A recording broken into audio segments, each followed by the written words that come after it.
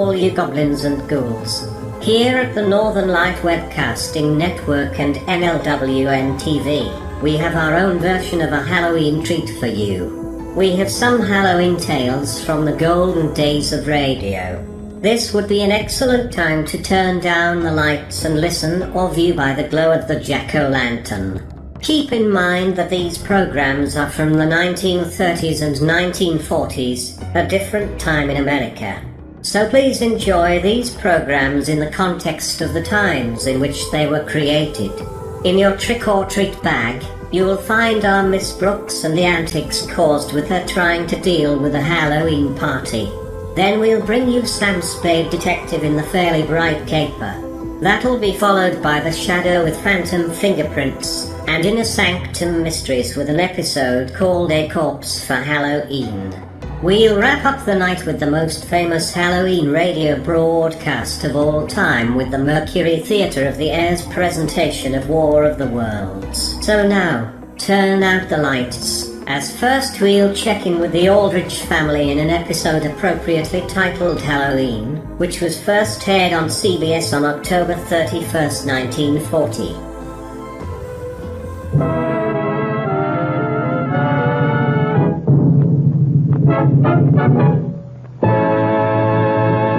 The Aldrich Family, written by Clifford Goldsmith and starring Ezra Stone. Henry Aldrich. Coming, Mother.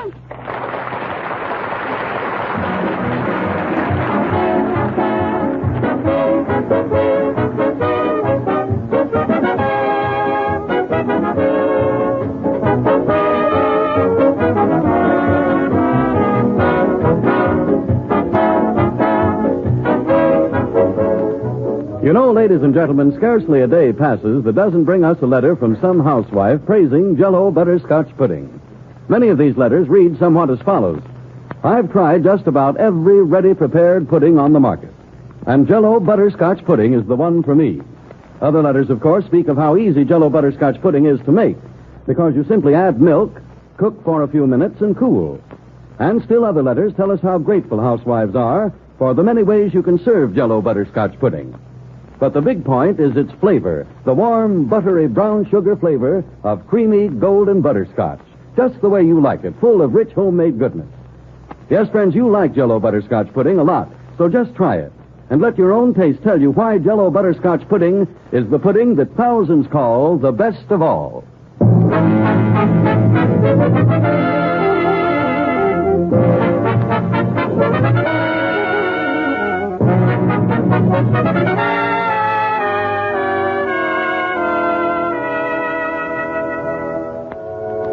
If your doorbell rings tonight, and you answer it and find no one there, you remember that this is Halloween, and that you, too, were a youngster yourself. And you might suspect Henry Aldrich of having something to do with the prank, because he's a real boy from your own neighborhood. Tonight we find Henry in the Aldrich living room with his friend, Toby. Gee whiz, am I bored. Same here, Henry. How could a thing like this happen, Toby? It's Halloween and the two of us are dead broke. Gee, I thought I'd never live to see a thing like this happen. Wouldn't you think, Toby, that there'd be at least one thing a person could do on Halloween without its costing money? That's what you'd think. How about going over and getting even with Mr. Tarbell for what he did a year ago? How? Well, we could think of something. I'll tell you what. If we could get his front steps loose from the porch, we could hide them. No, Toby. But, Henry, then when he comes out and starts to go down the steps, he'll wonder where they are. Who will wonder where what is? Oh, is that you, Father? You are not going to touch anyone's front steps. How do you know about that? I'm psychic. Halloween or no Halloween, you boys are not to touch any private property. Henry, are you in the living room? Yes, Mother. Gee whiz, Father. Toby and I don't want to just sit around and look at each other all evening. How would you like to have me make some candy? Mother, candy. Everybody else is out doing things, and we sit home and make candy. Well, if you'd planned ahead, you'd have enough money to go to a dance. I did plan ahead. I told you several weeks ago that my allowance isn't adequate. Yes. Henry, what do you say we get our hats and go out for a little stroll? All right. You aren't going to play any practical jokes on anyone, are you? Oh, no, Mr. Aldrich. We're just going out for the fresh air. And maybe ring 1 or 2 doorbells. Henry, you're not going to ring any doorbells. But, Mother, what harm can come from innocently ringing just 1 doorbell? That's rung 50 million times in the year anyway. Because most people don't like it. Henry, the minute you begin to trespass, you're liable to run into trouble. Father, name one thing that could happen from sticking a pin into a doorbell. Aside from the fact that it's going to ring for a while. I'm not going to argue. Toby, I don't think I'll go out. No? All year. Ever since way back, I've been looking forward to tonight. And now it's here and I can't even stick a pin in a doorbell. Sam, if Henry didn't actually stick a pin in it, couldn't he ring just 1 bell? It's entirely up to you, Alice. All we do is ring it and run, Father. Don't look at me, son. I'm only your father. I don't see what fun there could be in it. At least my whole year wouldn't be ruined. Well, could you ring a bell where no one is home? Mother. All right, if it'll make you any happier, go out and ring 1 bell. We can, Father? We can? Toby, come on. Okay. I don't see what fun you'll get from it. At least we can say we've done it. Henry, I've got an idea. What? My folks didn't say I couldn't ring more than 1. I'll tell you. I'll do the ringing and you do the running. Okay, let's ring Mr. Edwards' bell first.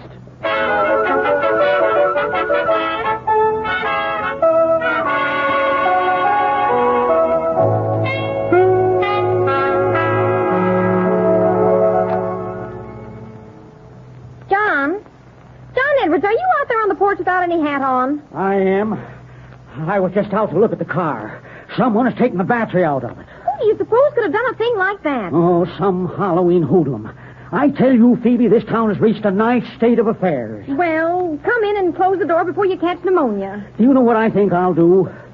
I'll just wait inside the door and see whether anyone comes back. I'll get my cane, too. The next boy that comes up on this porch is going to get the tanning of his life. Yes, dear. Toby. What?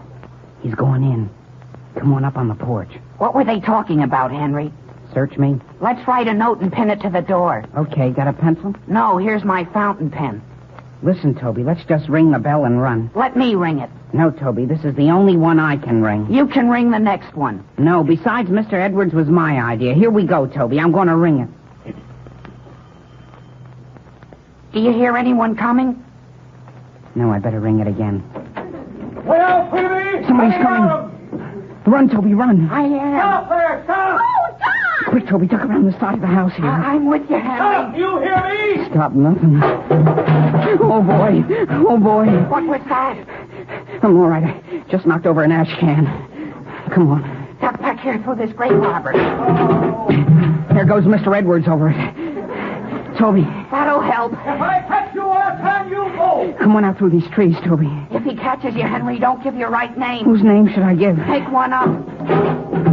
What was that? That was Mrs. Edwards. Look, Toby, here's a hole or something we can hide in. Yeah, where? Right here in the ground. Oh, gee whiz, wait, Toby. What's the matter? It's an old well. Well, this is a nice time to tell me. What's the matter? I dropped my fountain pen in it. Shh, Toby, he's coming. Toward us? He went right on. Boy, that was close. Let's beat it, Toby, and get out of here. But, Henry, I dropped my fountain pen. Is that so important? My mother just bought it for me. Gee whiz, I can't go home without my fountain pen, Henry. How are we going to get it? It's way down at the bottom of the well. Well, there's an old chain here. It's hanging right straight down. Is it fastened here at the top? Sure, right to this piece of iron. Wait a second, I'll roll up my trousers. You better take them off, Toby, then you won't get them wet. Sure, and hold my coat, too. John? Yes, what is it? Did you find them? No, not yet. Toby. Did you look in the shed out beyond the well? I'm just coming from there. Well, come back in the house, then. All I can say is they must have disappeared right into the ground. It's okay, Toby. You can go down now. Look out while I go over the edge. Are you sure you can get up again? Why not? All I have to do is hang onto this chain and climb right up the side. So long, Henry.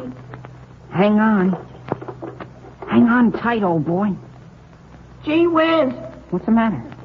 Toby, what's the matter? there's something tied partway down on the chain. What is it? It's an automobile battery. A battery? What's it doing down there? How should I know? And the chain ends right here. It does? Can you jump the rest of the way? What do you mean, jump? It's so dark down here I wouldn't know when I got to the bottom. Oh, here's the trouble. It's up here. Some of the slack is hooked onto a bolt. I'll see whether I can loosen it. Let it out easy, Henry. Don't worry, Toby. You don't think I'd let you fall, do you? Toby. Oh, Toby. Toby, where are you? I thought you were my friend. I couldn't help it. Toby, can you float? How can you float in 4 inches of water? Won't you get your pen and come on up? You're crazy. There's nothing to take a hold of. Stand on the battery and reach. I can't. Well, gee, Toby, I'll have to get you out somehow. I wonder whether I can find a ladder anyplace. Ask Mr. Edwards whether he has one. Sure. Do you think I'm crazy, Toby? Well, hurry up and get a ladder someplace. Look, there's the lid to the well up here. Well, what about it? Do you want me to put it over the top so you won't get cold? No, just get me a ladder. What, do you want your pants and coat? Just throw down my coat. Okay, here it comes. I'll get the ladder that's in our garage, Toby, and if anybody speaks to you, don't answer.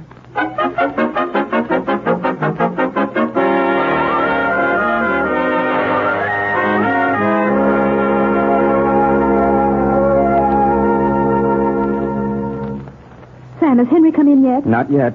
It seems as though it's taking him an awfully long time to ring one doorbell. Do you realize, Alice, this is the first Halloween no one has bothered us? I certainly do. Did you put all the ash cans in? I put them in the basement. What was that? Something out and back. Sam, it sounds like one of the garage doors. You suppose anyone's getting in there? Listen, dear. Come with me. Where? Let's go out to the kitchen and look through the window. Is the kitchen light on? No. No one can see us. Sam, someone is in the garage. Stand back from the window. Can you see them? Alice, someone is coming out of the garage with our big ladder. Sam Aldrich, I think that's the limit. I'm going down the cellar stairs here and slip out to the basement door. Well, why not go out the back door? This way I can head him off in the driveway. Shall I turn the light on? No, don't turn the light on. I can see quite all right. Sam, what have you done? I forgot I put the ash cans down here. Well, my goodness, dear, are the ashes all over my cellar floor? Yes, and so am I. Turn on the light. Sam, you better come back up here and get your hat and coat. You want whoever it is to get away? Is that ladder more important than your health? Now come back up here. But, Alice, he's already gone out toward the street. In a town this size, Sam, you can certainly track down someone with a ladder.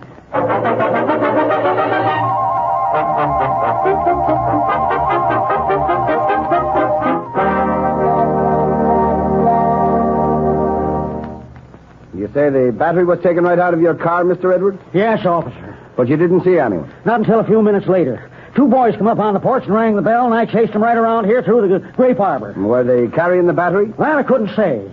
Well, whoever stole it is going to be apprehended and punished. The young fellows here have got to respect private property. Oh, they don't stop at anything. I even found a pair of somebody's trousers back here. You better take them down to headquarters. Why? 1 minute. What's up? Stand back there under this tree. You see out there toward the street? Somebody coming? Somebody with a ladder. He's coming right this way. All right, no, keep quiet. Keep quiet. When he passes, I'll nab him. Just a minute there, young man. Oh, gee whiz, who said that? 1 minute, I said. Yes, sir. So was there something you wanted? Where did you get that ladder? At home. I asked you, where did you get it? I brought it from home. Sure, I did. I give you my word, I did. Oh, so we're going to have trouble with you. Where's the battery? The battery? What battery? The battery that disappeared from my car. I haven't even seen any battery. What's your name? Why, What is it? it's, Harry. Harry what? Harry Ambrose. Where are you taking that ladder? Well, not any place in particular. I just happened to be carrying it with me. Just giving it an airing, eh? Taking it out for a walk. Yes, sir. Well, Mr. Edwards, what do you think we ought to do with him? It's, 90 days for larceny, isn't it, officer? 90 days in jail for taking my own father's ladder? That's what it is. But I've got a friend, see, and I see, and he has the battery. No, sir, he's in a terrible predicament. Where is he? Where is he? I don't know. I'm looking for him. Oh, you're just going around with a ladder looking for a friend. I know that seems hard to believe, officer, but that's what I'm doing. Well, suppose you leave that ladder here. But I'll get the deuce if I don't take it back home. And you'll get 90 days, Harry Ambrose, if you don't put it down. Yes, sir. Now get home, will you? Should have been in bed an hour ago. Yes, sir, only I don't know what my friend will do without me.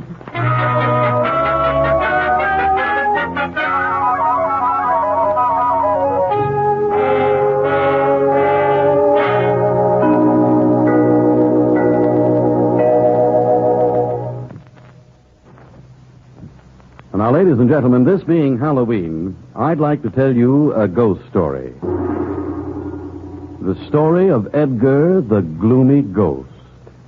Edgar, it seems, was very fond of nice desserts at dinner. But his wife, Phyllis the Phantom, kept serving him just ordinary desserts. As a result, Edgar went around moaning and groaning like this. Ooh. Oh!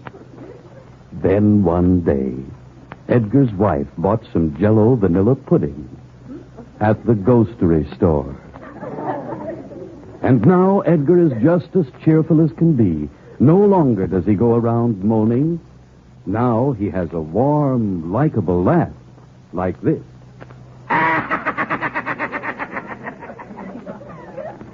So, you see, just in case Edgar might drop in, ladies and gentlemen, always keep Jell-O vanilla pudding on hand. It's brimful of tempting flavor, as smooth as rich cream, and extra good when garnished with nuts, marshmallows, or fruit. My own favorite is Jell-O vanilla pudding with sliced bananas. But served any way at all, it's grand.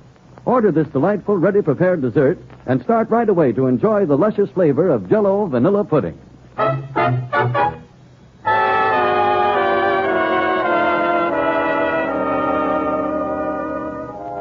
Now, getting back to the troubles of Henry Aldrich. It being Halloween, Henry and his friend Toby set out to ring just one doorbell and come home. However, one thing leads to another until Toby was left stranded at the bottom of a well, and Henry is attempting to rescue him. Good evening. Oh, is that you out there, Henry Aldrich? Good evening, Mrs. Lockridge. Could I borrow a real strong rope from you? A real strong what, dear? A rope. I need about 15 feet of very strong rope. Oh, would a piece of clothesline help any? No, ma'am. I have a friend that's in a well. Oh, well, that's quite a Halloween joke, isn't it? No, ma'am. I'm trying to get my friend out. Well, how did he get in it? He was looking for his fountain pen. Well, why don't you try one of the other houses in the neighborhood? I have, but every doorbell I've rung so far, the people chased me. You don't say so. Yes, ma'am. That's how I got all wet like this. Goodness gracious, how did you get that wet? They poured a bucket of water on me from the second floor window. Well, come to think of it, Henry, we have a good long tow rope out in the car. You have? Yes, sir. You'll find the car right out there in front. Right down the curb a ways? That's right. Okay. If I remember, the rope's a little bit straight in the middle. That's all right. It can certainly hold Toby. Will I find it in the front or the rear of the car? You'll have to look, dear. Guess this is the car. My gosh. That's funny. All right, young fellow. What are you trying to get away with? What's that? Did you think I didn't see you? She was let go of my collar. What were you doing in my car? I've got a friend that's in a well. Yeah? But you see, Mrs. Lockbridge gave me permission to open this car. Mrs. Lockbridge did. It's her husband. Well, it just happens to be my car, and I live right here in this house. You do? You mean this other car here is Lockbridge's? And I suppose you're going to tell me Mrs. Lockbridge gave you permission to let all the air out of my tires? Are they flat? What do you think I was watching out the window for? Well, you certainly have my sympathy. Here you are. What's that? It's a pump. Get to work. But gee whiz, I give you my word, all I was looking for was a piece of rope so I could pull my friend out. Maybe you'd like to have me turn you over to the police, my boy. Oh, no. Are you going to hook that pump onto the valve? Yes, sir. What's your name? Why, it's which tire do you want me to pump up first? I asked you your name. It's a Harry Ambrose. Harry Ambrose, eh? Yes, sir. Well, your family ought to be ashamed of you. Yes, sir, they certainly ought to be. I'm going in and keep an eye on you from the house. And don't forget, there's a street lamp right here, and I can see every move you make. Yes, sir. If I hadn't been a boy once myself, I'd turn you over to the law. Yes, sir.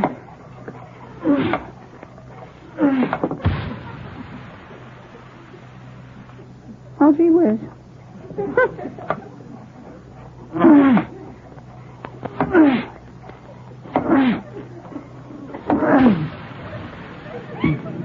Well, I'll be darned. Henry, is that you pumping up those tires? Father, where did you come from? I'm looking for our ladder. And may I first ask what you're doing? Father, I wish you'd go in and tell the man that owns this car that he has no right making me do this. How did he happen to ask you to? I was opening his car, see? Son, didn't you promise to ring just one doorbell? That's all I did Then do. let's not have any excuses. Pump those tires up and take your punishment. Where are you going? To find a family by the name of Ambrose. Of Ambrose?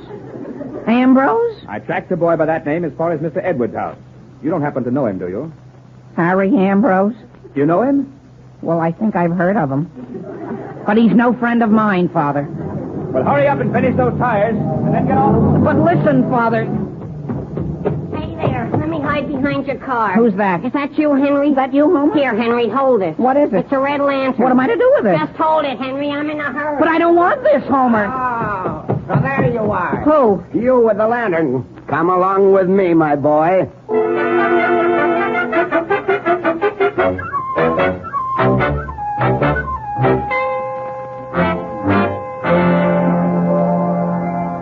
You wait until I get even with you, Homer. You got away from him, didn't you, I Henry? got away from him, but look at what he did to my coat. How am I going to get this sleeve back on?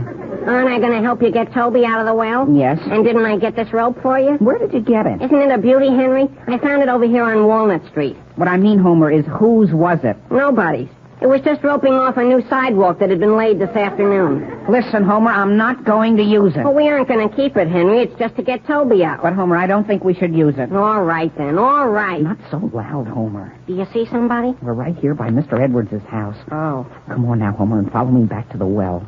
Why don't you want to disturb Mr. Edwards, Henry? Well, if he's going to sleep, there's no sense in waking him up, is there? Come on back through this grape arbor. I'm coming. Where is the well? It's right ahead here. Someplace. Can't you find it? That's strange. Gee whiz, don't fall into it. Oh, here it is. Hey, Toby. Toby, are you all right? Toby. Who is that? It's Henry and Homer. Well, you're the only ones that haven't been here before. Who else has been here? Everybody.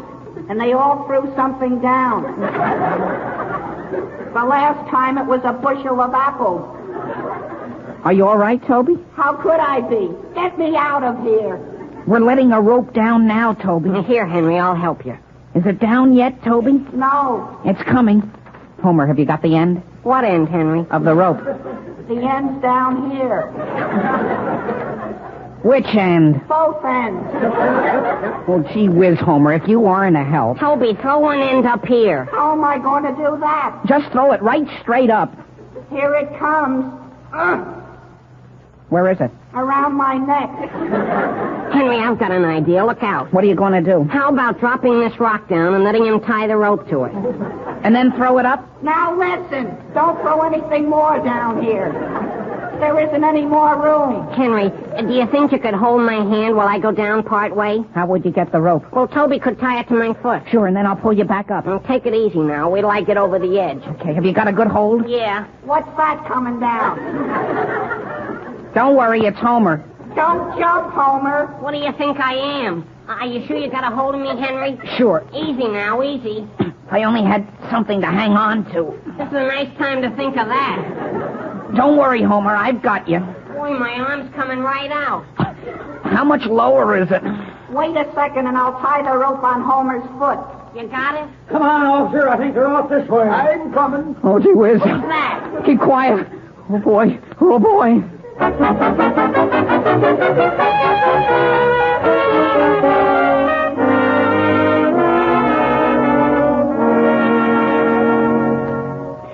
Gee, if they had come 2 feet closer, they would have fallen right in with us. That would have been good. Well, we got you out, Toby, even if we did have a hard time finding my father's ladder. And Toby, we got you away from Mr. Edwards' house. But I still haven't got any pants, Henry. Oh, just walk along as though you were coming home from a party. Boy, is this heavy. Is what heavy? Listen, Toby, what are you carrying? This battery. Well, gee whiz, Toby, what'd you bring that for? I didn't even know I had it. Well, we've got to take that right back to Mr. Edwards. All the way? Sure. What do you think we hold it out for? We get caught with it, we'll get 6 months in jail. Here, Homer, how would you like to carry it? I don't want it. Let Henry carry it. Toby, don't try to shirk responsibility. Well, you fellas have got to go back with me. I'm not going alone. Come on. Gee whiz, who's that coming? Where? Down there on the corner. He's coming right towards us. Isn't that a policeman? I think it is, Henry. Let's turn around and go the other way. That's what I say. No, we'll walk right along as though we were heading for a garage. Sure. Oh, sure. Now, our battery ran down and we're going to get it recharged. But I still haven't got any pants. Listen, fellas, look ahead there. Where? There's another policeman, and he's walking right toward us. So long, Toby. Now, wait, Henry. You can't leave me flat like this. I've got to get rid of this battery. Well, put it down someplace. Sure, and supposing he sees me. I've got an idea. You see that car parked there by the curb? Yeah? We'll put it inside. Just dump it through the window. Henry, you've got a head on you. Come on now. We'll hide between these two houses. Boy, if they see us. Okay. Wait for me. Well, hurry up. Quiet. The police are going by. Do you think they saw us? No, they're not even looking this way. Say, fellas, do you know what I just happened to think? What? I left my fountain pen down in the well. Say, gee whiz. What's the matter? That car we put the battery in. What about it? Somebody just drove off in it.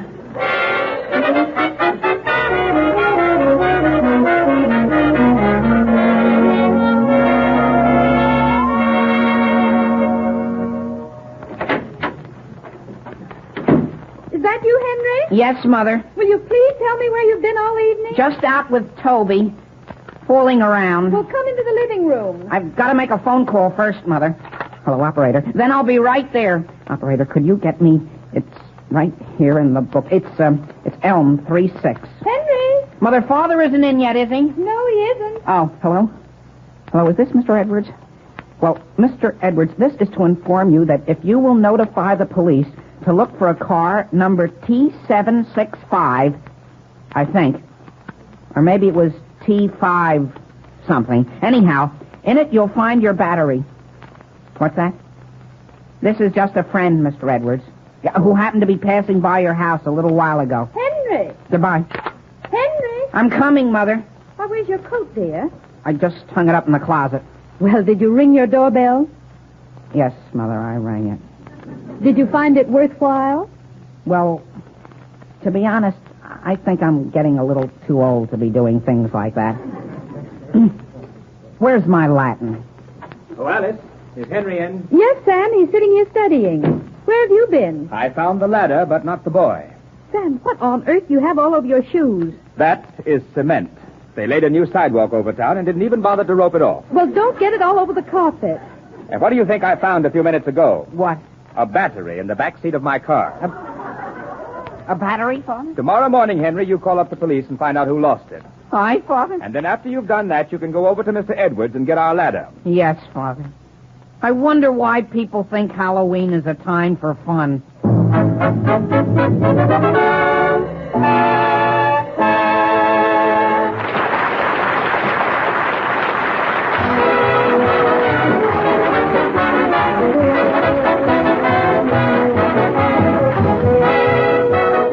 Henry Aldrich will be back in just a moment. And when you make out the grocery list for tomorrow, friends, be sure to include several packages of Jell-O puddings. They're easy to make, inexpensive, and really delicious. Ask your grocer for all three flavors: Jell-O chocolate pudding, Jell-O vanilla pudding, and Jell-O butterscotch pudding. Jell-O puddings are made by the makers of Jell-O, so you know they're good.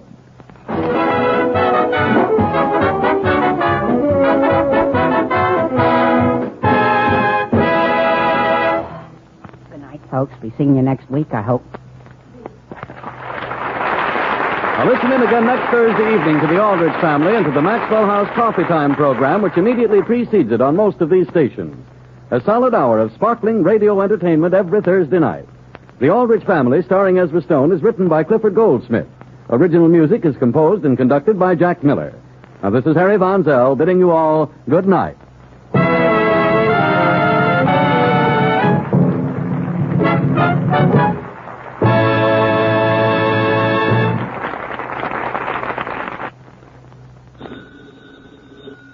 It's your grocer, folks, calling up to let you know about our special this week on Bird's Eye Quick Frozen Haddock Fillets. Say, what really good haddock it is, too. Chock full of that fresh-tasting, deep-sea flavor. And don't bother to look for any bones, because Bird's Eye Haddock is all cleaned and boned for you, ready for the pan. Buy Bird's Eye Haddock Fillets tomorrow. They're specially low... Well, It wouldn't be much like Henry Aldrich if he didn't find himself in a bit of a pickle on Halloween. We'll have more of our Halloween party right after this brief message. The Northern Light Webcasting Network and NLWN-TV are excited to be able to bring you Colfax High School girls basketball. We'll tip off the 2021-2022 season on Tuesday, November 16th, when the Viking girls travel to Hudson to take on the Hudson Raiders. Live coverage on the Northern Light Webcasting Network audio service and on NLWN-TV begins with Viking pre-game at 6:50. That's live Colfax Viking girls basketball on the Northern Light Webcasting Network and NLWN-TV. Next up, it's our Miss Brooks. Our Miss Brooks is an American sitcom starring Eve Arden as a sardonic high school English teacher. It began as a radio show broadcast on CBS from 1948 to 1957. When the show was adapted to television, it became one of the medium's earliest hits. In 1956, the sitcom was adapted for the big screen in the film of the same name. In this episode, Connie Brooks finds herself in charge of both planning a Halloween party as well as calming Principal Conklin. You can just imagine the trouble that ensues. Here it is, from October 30th, 1949, our Miss Brooks in Halloween Party. Our Miss Brooks, starring Eve Arden. It's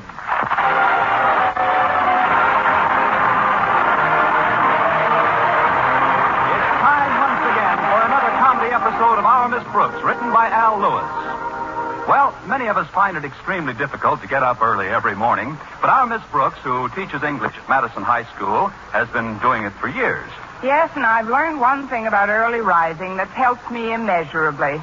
Once I jump out of bed, close the window, and do my setting up exercises, there's only one more thing I want to do, and that's to get right back in bed again.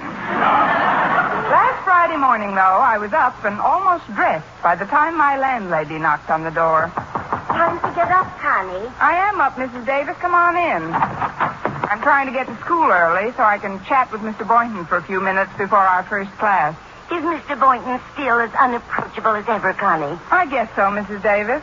But you know something? During this past week, I've gotten closer to him than ever before. Really, dear? How did you do that? I've been wearing my sneakers to school.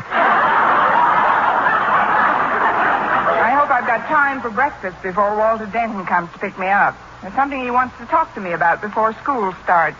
Well, he can talk to you at breakfast, Connie. My goodness, you've got to keep your strength up some way. We both know you don't get enough sleep. Well, I didn't last night. Minerva slept in here with me, and she was very restless. I don't know what's the matter with that cat lately. Between you and me, Connie, I think she's got something. Between you and me, I think she's got several.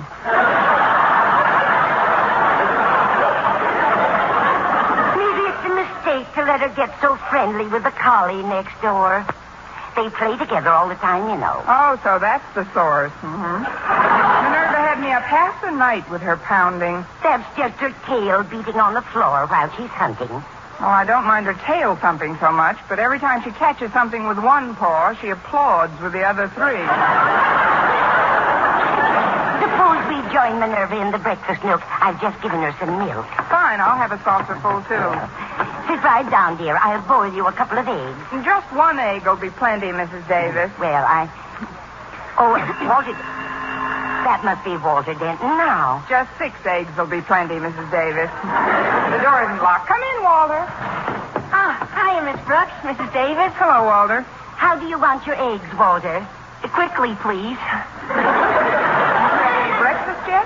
Oh, sure, but it's 7:30 almost, and we eat an awful early breakfast at my place. How early? 6:45. I don't know how you're still standing up. I'll whip up an omelet for all of us. Miss Brooks, I'd like to ask you about something. What's that, Walter? Well, as you know, Halloween is usually celebrated tomorrow night, Saturday.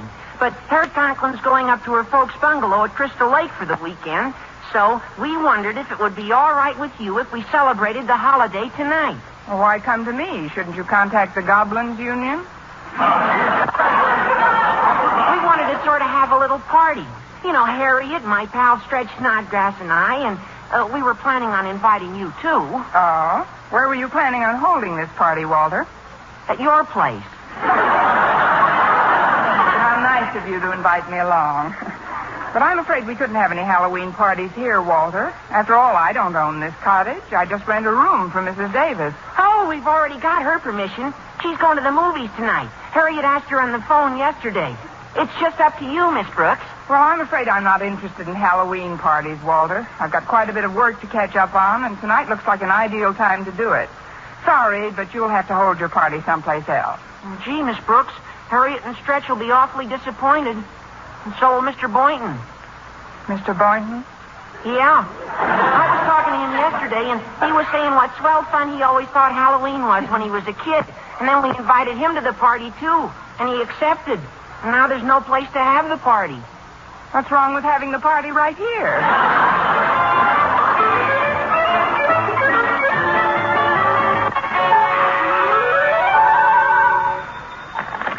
Hello, Principal's office. Osgood Conklin himself speaking.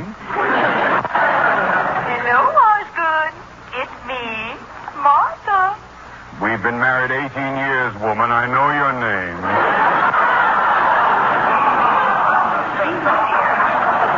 Do try not to be so testy.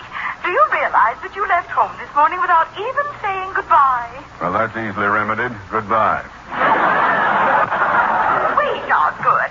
I just called to remind you about your doctor's appointment this morning. He said he wanted to see you before we go to Crystal Lake tomorrow. I am well aware of that fact. I've had plenty of time to think about it during the sleepless hours I spent listening to your dog thumping his tail at the foot of our bed all night. But Prince was so lonesome, dear. After all, we've got each other. He's all alone.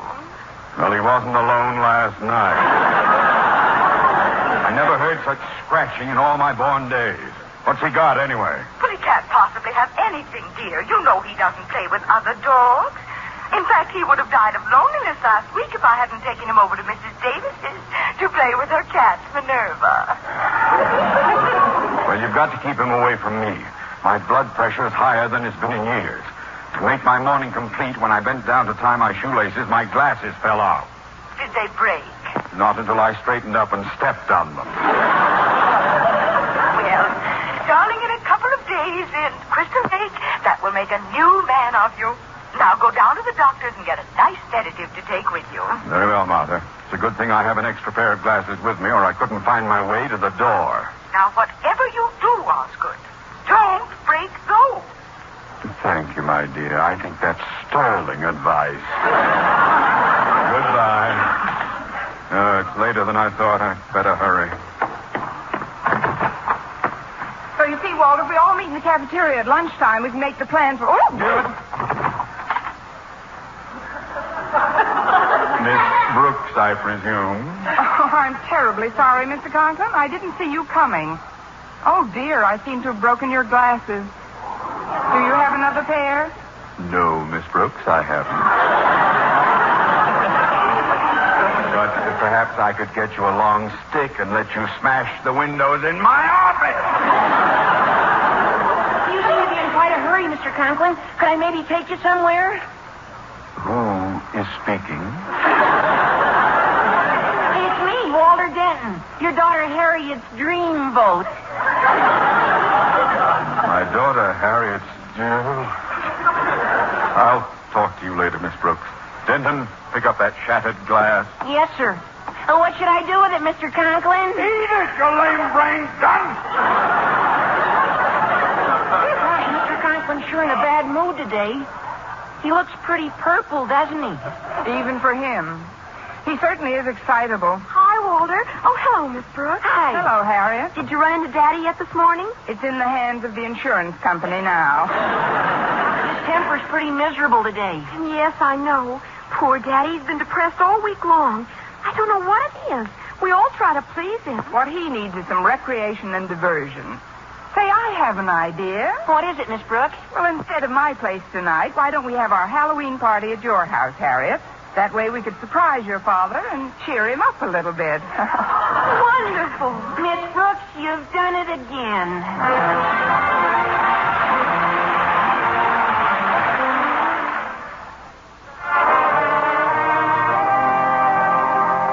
Anxious as I I was, to get back into Mr. Conklin's good graces, I determined to make the Halloween party Friday night a roaring success. I had asked the kids to meet me in the school cafeteria at lunchtime, and the first one to show up was Madison's star athlete, Stretch Snodgrass. Although a whiz on the football field, Stretch's outstanding scholastic achievement occurred during a test last week when he spelled his name correctly. I was having a cup of coffee when he approached my table. Here I am, Miss Brooks. Mind if I sit down? Not at all, Stretch, but wouldn't you like to bring some food over before we discuss the party? Oh, no, ma'am. I already ate. Please, Stretch. I've already eaten. Oh, good. Then we can get right down to business. Walter said he thought we all ought to masquerade as something tonight. That's a fine idea, Stretch. You could come as a student. I got my outfit all set, Miss Brooks. I got some chaps home and spurs and 2 6-shooters that shoot real blanks. I'm coming as Hopalong Cassidy. That is, if nobody minds. Why should anybody mind, unless Roy Rogers shows up? What are you going to masquerade as, Miss Brooks? Oh, I haven't made up my mind yet, Stretch. Of course, every good Halloween party should have a witch. Yes, I might come as a witch. Perfect. Don't sound so enthusiastic. Pretty short notice to get a costume made, and I may not... Why go to all that trouble? Why don't you just wear what you got on? Big as he is, I'll have to slug him. Now, look, Stretch, Hi, Miss Brooks, Stretch. Well, things are sure shaping up. Look at these swell noisemakers I bought this morning. When did you find time to get all this junk, Walter? I sneaked out of one of my morning classes. Walter, you didn't. Well, it was important, Miss Brooks. Besides, there's no harm done. Nobody even noticed I was gone. That's what I like, a nice observant teacher. Oh, it wasn't the teacher's fault. You were facing the blackboard at the time. Hey, look at this horn. It's got a siren in the mouthpiece. Listen. Please, Walter, you're in the cafeteria. So what? One more blast like that, and the beef stew will pull over to the right. Now, tell me, how are you going to the masquerade? I got a terrific idea, Miss Brooks. I'm just going to put on an old sheet. Do you think Mr. Conklin will get a kick out of me as a ghost? If he thought it was on the level, it would add 10 years to his life. What are you coming as, Miss Brooks? I haven't quite decided yet.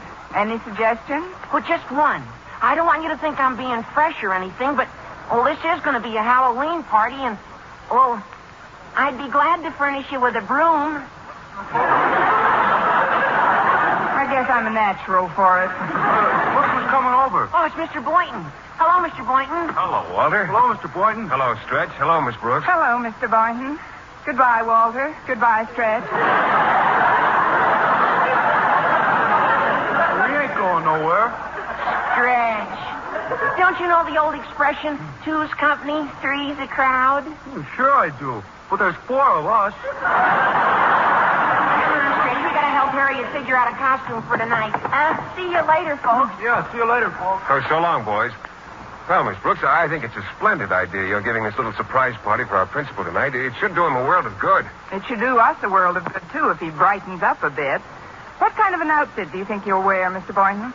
Well, I've got a skeleton costume home that I used to have quite a bit of fun with in my college days. It's just a black, tight-fitting garment with a bunch of bones hanging on it. Bones? Yes, they're treated with a phosphorescent paint that makes them glow in the dark. It's quite a startling effect, the more so since I gathered the bones when I was an anatomy student. From anyone I know? I don't mean to dwell on it, Miss Brooks, but I find bones a rather fascinating subject, don't you? That depends on what they're wrapped up in. Yes.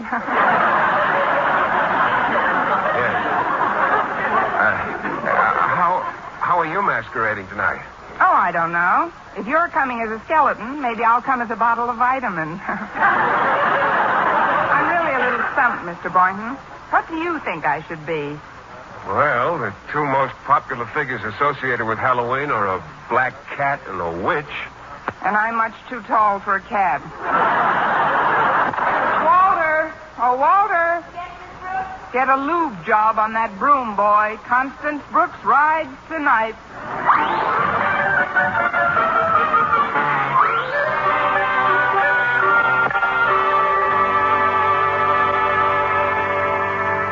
glad we're going away in the morning, Martha. Dr. Benson told me I'm very close to the breaking point. Yes. Of course, Osgood. Don't shout so. He said that some of my trouble was caused by my blood pressure, but that part of it was due to an overactive imagination. He wants me to be calm and relax more. I'd like to see him relax with that recurring dream I've had. You mean the one where the ghost visits you at night? Yes. Only the last couple of times it's gotten worse. Instead of a plain ghost, I've been getting one with Walter Denton's head on it. Really, Osgood, I just don't know what you've got against that poor boy. Harriet's very fond of him. Then she should see a doctor, too. Where is she, Martha? Well, she's in her room, dear, getting dressed. She said something about a party tonight. Parties. It's all kids nowadays think about. Well, there won't be any parties at Crystal Lake. There won't be any nightmares either. Why, Martha, do you realize that while I was sitting in the doctor's office today, I saw a bulldog by his desk? A bulldog? It was the shadow of his umbrella stand. But I almost jumped out of my skin before he explained it. Things like that happen to people every day, Osgood. Not to me, they don't. At least they'd better not. How do you think the Board of Education would like it if they thought one of their principals went round seeing bulldogs? Just don't mention it to anyone, darling. Now I'm going to get you a glass of warm milk, and you stay right comfy in your chair till I get back. You're very well. Yes. That thing looked like a bulldog. Martha's right, though. I'd better not mention it to a soul. Now, who in the world can that be? Coming! Good evening, Mr. Conklin. May I come in? There's no tactful way I can refuse you admission. Come in, Miss Brooks. Have the others arrived yet? Others? What others? You'll see when they get here. Is Harriet at home? Yes, she's putting on her party dress. Oh, then you know about it. It should do you a lot of good, Mr. Conklin. There's nothing like a house full of people to get your mind off yourself. A house full of... Miss Brooks, is this party to be given in this house? Of course. I see. Then if you'll excuse me, I'll just take my hat and coat and beat an orderly retreat. But, Mr. Conklin... My doctor has forbidden any excitement whatsoever. Your doctor? This is a fine time to tell me. I mean, I didn't know you were in such bad shape, Mr. Conklin. I am on the verge of a nervous collapse, Miss Brooks. I don't want to spoil everybody's fun. I'll just leave quietly. Leave? But, Mr. Conklin, where'll you go? What's the difference where I go? I'll just wander around the park like a homeless gypsy. You can't do that. You wouldn't look good in earrings. You're not a well man, Mr. Conklin. Look, Mrs. Davis is going to the movies tonight. Now, why don't you let me drive you over to our place until I can eliminate the horde of guests who are coming here. You'll love it over there, Mr. Conklin. You'll be able to relax completely. If it will stave off my breakdown, Miss Brooks, it's the least I can do for my family.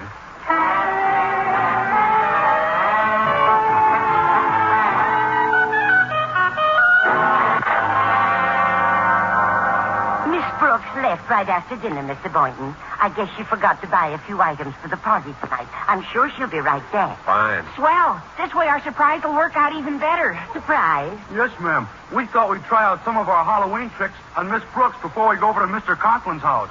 That's a wonderful idea. I hope I didn't scare you in my ghost outfit.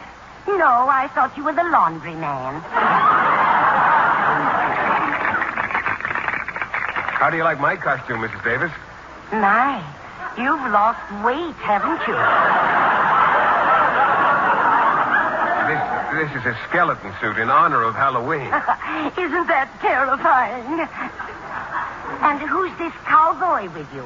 I'm Hopalong Cassidy, Mrs. Davis, but I'm really Stretch Snodgrass. I'd never have known. Well, if you'll all go into the house, I'm sure Miss Brooks will be delighted to see you. I've got to get down to the theater now. Oh, what movie are you seeing tonight, Mrs. Davis? Jolson Sings Again. Again? I saw it last week also. Have a nice time, children. what should I do with this bucket of water we're ducking for apples in, Walter? Oh, just put it down by the piano, Stretch. Now, I'll tell you what we'll do. Before Miss Brooks comes back, let's all hide somewhere so we can really surprise her. Good idea, Walter. Now, why don't you get behind that couch? Stretch, you hide behind the kitchen door, and I'll get into the hall closet. Great. And we'll all come out when I blow this whistle. Okay? Gotcha, Walter. Hey, look, out the window. Miss Brooks is coming up the walk, and she's got Mr. Conklin with her.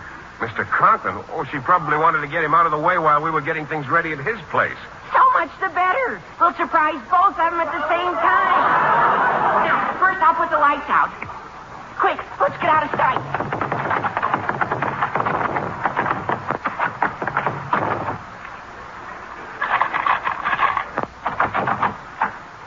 Well, here we are, Mr. Conklin. I guess Mrs. Davis has left for the movies. The lights are all out. But it does seem quite deserted in here. I'll turn on this hall light so you can see to hang your things up in the closet. I'll turn some lights on in the living room while you put your hat and coat away. Thank you, Miss Brooks. Miss Brooks! Miss Brooks! What is it, Mr. Conklin? What's the trouble? Your closet, in the hall. What do you keep in there? Just my coat, Mr. Conklin. I see.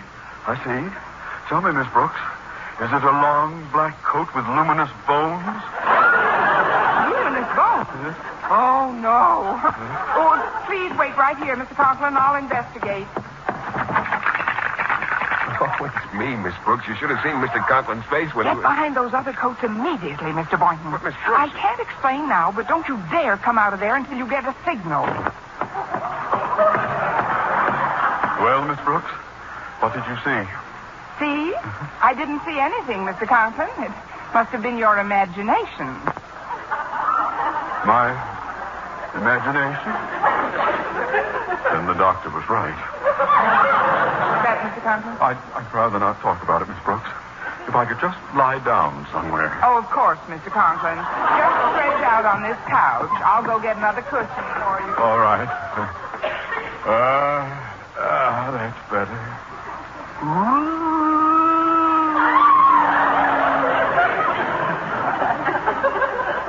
I must be quite a sick man.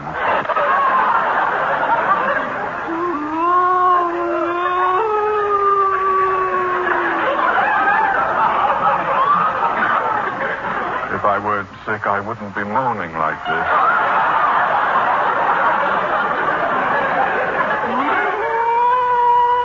On the other hand, it's better than trying. What am I saying?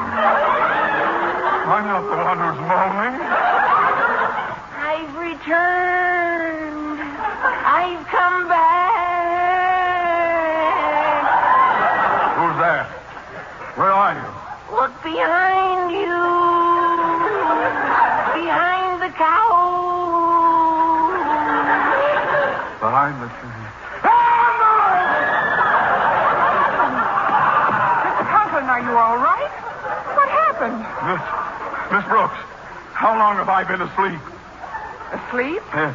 You just hit the couch, Mr. Conklin. Which reminds me, maybe you'd better see a good psychiatrist. This screaming of yours can lead to something dangerous. Just do me a favor, Miss Brooks. Look behind that couch. Certainly, sir, if it'll make you feel any better. But I assure you there's absolutely nothing behind this couch. I'm sorry if I startled you, Mr. Conklin, but my cat Minerva's back here. With a sheet? She was making her bed.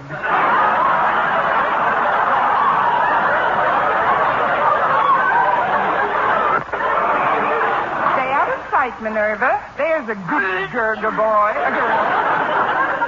If you don't mind, Miss Brooks, I'd like to take a couple of pills my doctor prescribed. May I have some water, please? Certainly, sir.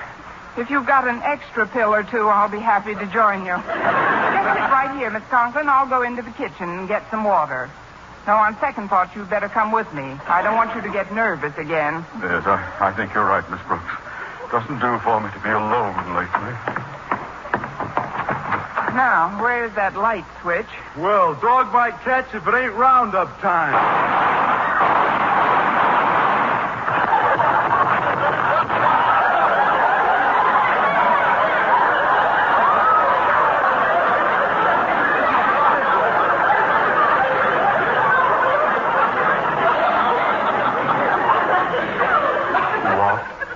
that? What was that?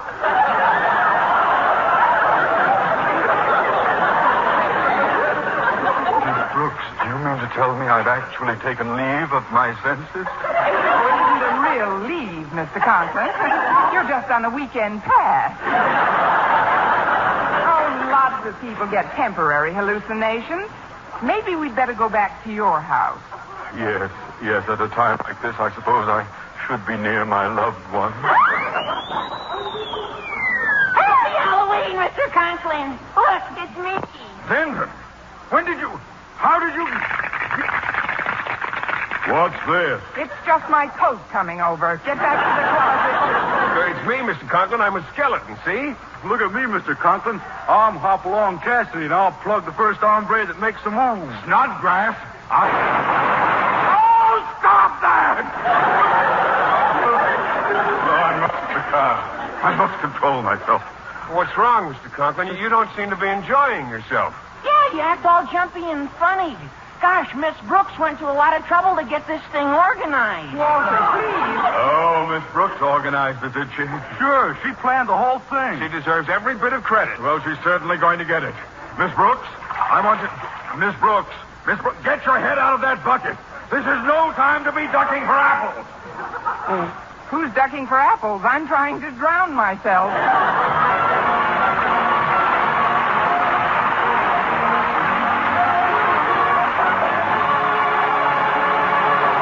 And now, once again, here is our Miss Brooks. Well, Mr. Conklin was so glad to find out that the things he thought had been happening to him that he excused us all and hurried home. Shortly afterwards, I excused Walter and Stretch, which left just Mr. Boynton, the parlor sofa, and me. Well, here we are, Miss Brooks. You know, with that lamplight shining on your hair, you're absolutely, well... Yes, Mr. Boynton? Yoo-hoo, folks. What's that? Look, at the window, it's Mrs. Davis with a pumpkin head. Just what I needed. Happy Halloween, Connie. Trick or treat. I've got a trick, Mrs. Davis. Here's 60 cents. Treat yourselves to Jolson Sings again. Be sure to listen to Mr. and Mrs. North Tuesday evening over most of these same stations. And be with us again next week at this same time for another comedy episode of Our Miss Brooks. Bob LeBon speaking.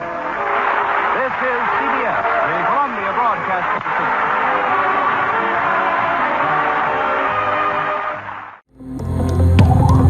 So, Connie gets some man wished for credit for the events of the evening.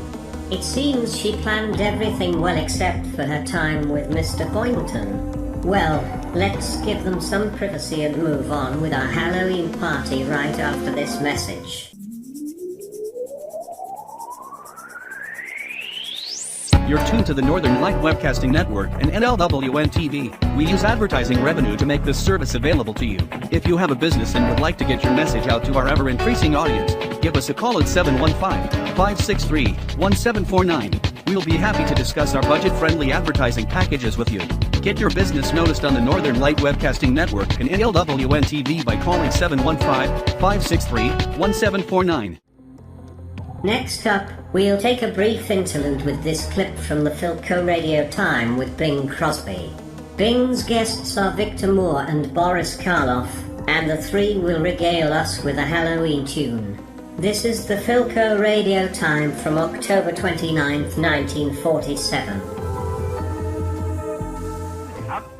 Yeah, then let's get some false faces and scare people. Oh, you and Boris get some. I'm all set the way I am. I've got a wonderful mask at home. Makes me look like Peter Lorre. Listen, fellas, if you think you can scare people anymore, you're kidding yourself. It's getting so tough now, practically every member of the National Association of Hobgoblins, Ghosts, and Witches, you know what they've done? They've given up Halloween for making monkey shines. They have? Yeah. Oh, this is distressing. Personally, I think it's an excellent idea. But what made them do it? Well, they sent in a song here. I got it right here. Explains the whole thing. There's a copy here for each one of us, and we'll blend our voices in mellifluous harmony. We can dish it out to everybody, huh? Oh, goody. The three of us are going to sing. This may be more frightening than my lorry mask.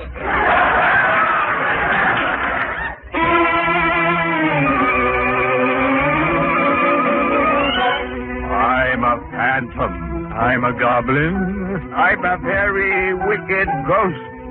But conditions are the worst we've ever seen.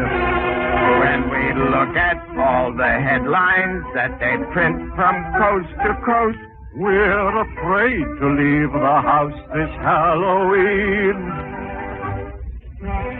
When the kids came home from school on roller skates or wagons, it was sport to follow them and make a noise like dragons. Now the kids in rocket ships go roaring through the clouds. Oh, I tell you, we are shaking in our shrouds. I'm a demon. I'm a werewolf. I'm a snapping, snarling spook. And it used to be a pleasure to be mean. But if children love that groaning from a box they call the juke, we won't leave our haunted house this Halloween.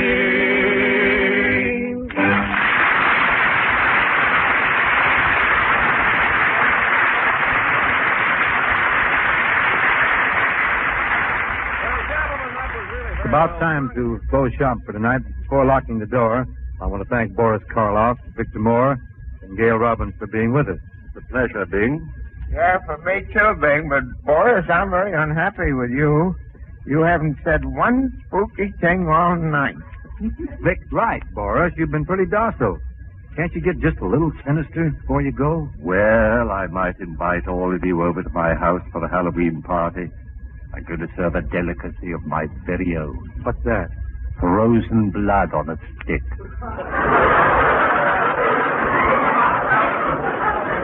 Oh, boy, plasma sickle. Hey, if it comes in burnt almond, I may join you, kid. Say, Bing, who are your guests next week? Well, it'll be family night, Gail. The Nelsons are dropping in, Ozzie and Harriet. Ozzie says he's got something very important that he wants to talk to me about. I'll be sure to eavesdrop. By all means, do. And good night, Gail. Good night, Bing. Good night, Boris and Victor. Good night. Good night, Bing. Good night, folks. Thanks.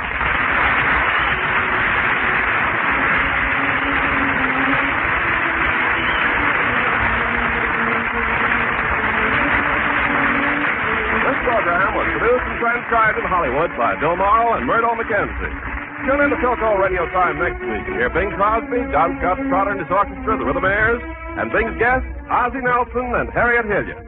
And don't forget, friends, this week the entire radio industry is celebrating National Radio Week.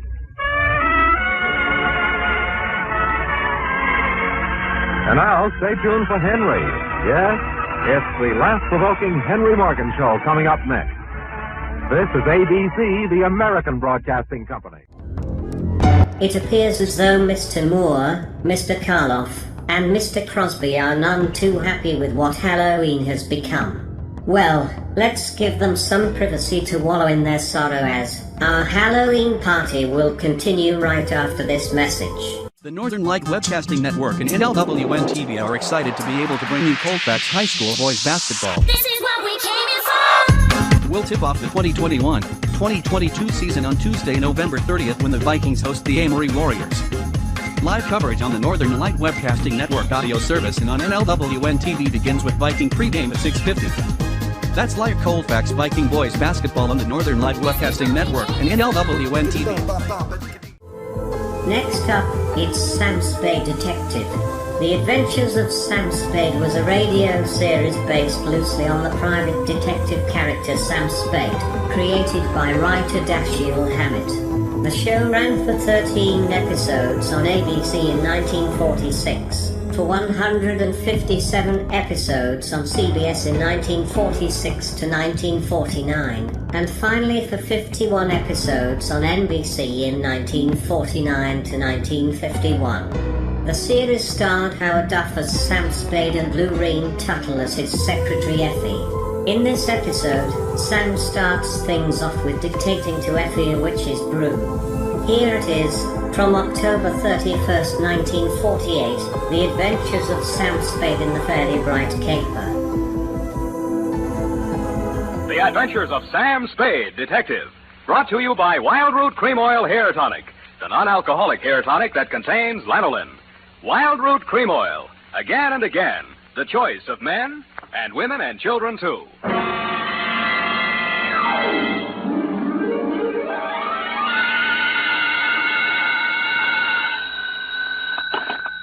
Detective agency. Very important, sweetheart. Write this down. Yes, Sam. I have pencil and paper ready. Ingredients, colon. Punctuation or ingredients, Sam? Both. Well, what is it, Sam? A recipe. 1 pound of fennel. Oh, that's liquid measure, Sam. You put that in later. Cross out funnel? Not funnel, fennel. It is not liquid. It grows at Fairley Pines. Fairly what, Sam? 1 root of St. John's wort. Whose wart? Not wart. Wart. Oh, wart. Don't interrupt. Some newt size, a couple pounds ought to be enough. 1 ounce of bat's wool, 1 adder fork, that is not a utensil, 1 fillet of fenny snake, some lizard's legs, 1 hemlock root digged in the dark. Directions. In the poisoned entrails throw toad that under cold stone days and nights hast 31.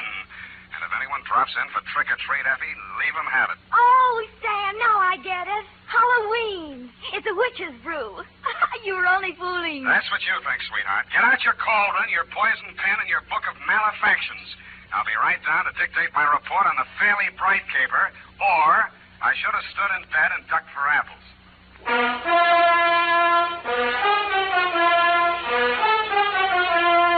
Dashiell Hammett, America's leading detective fiction writer and creator of Sam Spade, the hard-boiled private eye, and William Spear, radio's outstanding producer-director of mystery and crime drama, join their talents to make your hair stand on end with the adventures of Sam Spade.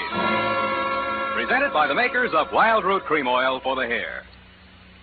Are they saying this about you? There goes somebody who's really well-groomed. And that can go for every member of your family if they spruce up each day with Wild Root Cream Oil, America's favorite hair tonic. Wild Root Cream Oil grooms hair neatly and naturally, relieves dryness, removes loose dandruff. If your family hasn't tried it, get Wild Root Cream Oil in the new 25-cent bottle. You'll see why Wild Root Cream Oil hair tonic is, again and again, the choice of men and women and children, too. And now, with Howard Duff starring as Spade, Wild Root brings to the air the greatest private detective of them all in the adventures of Sam Spade.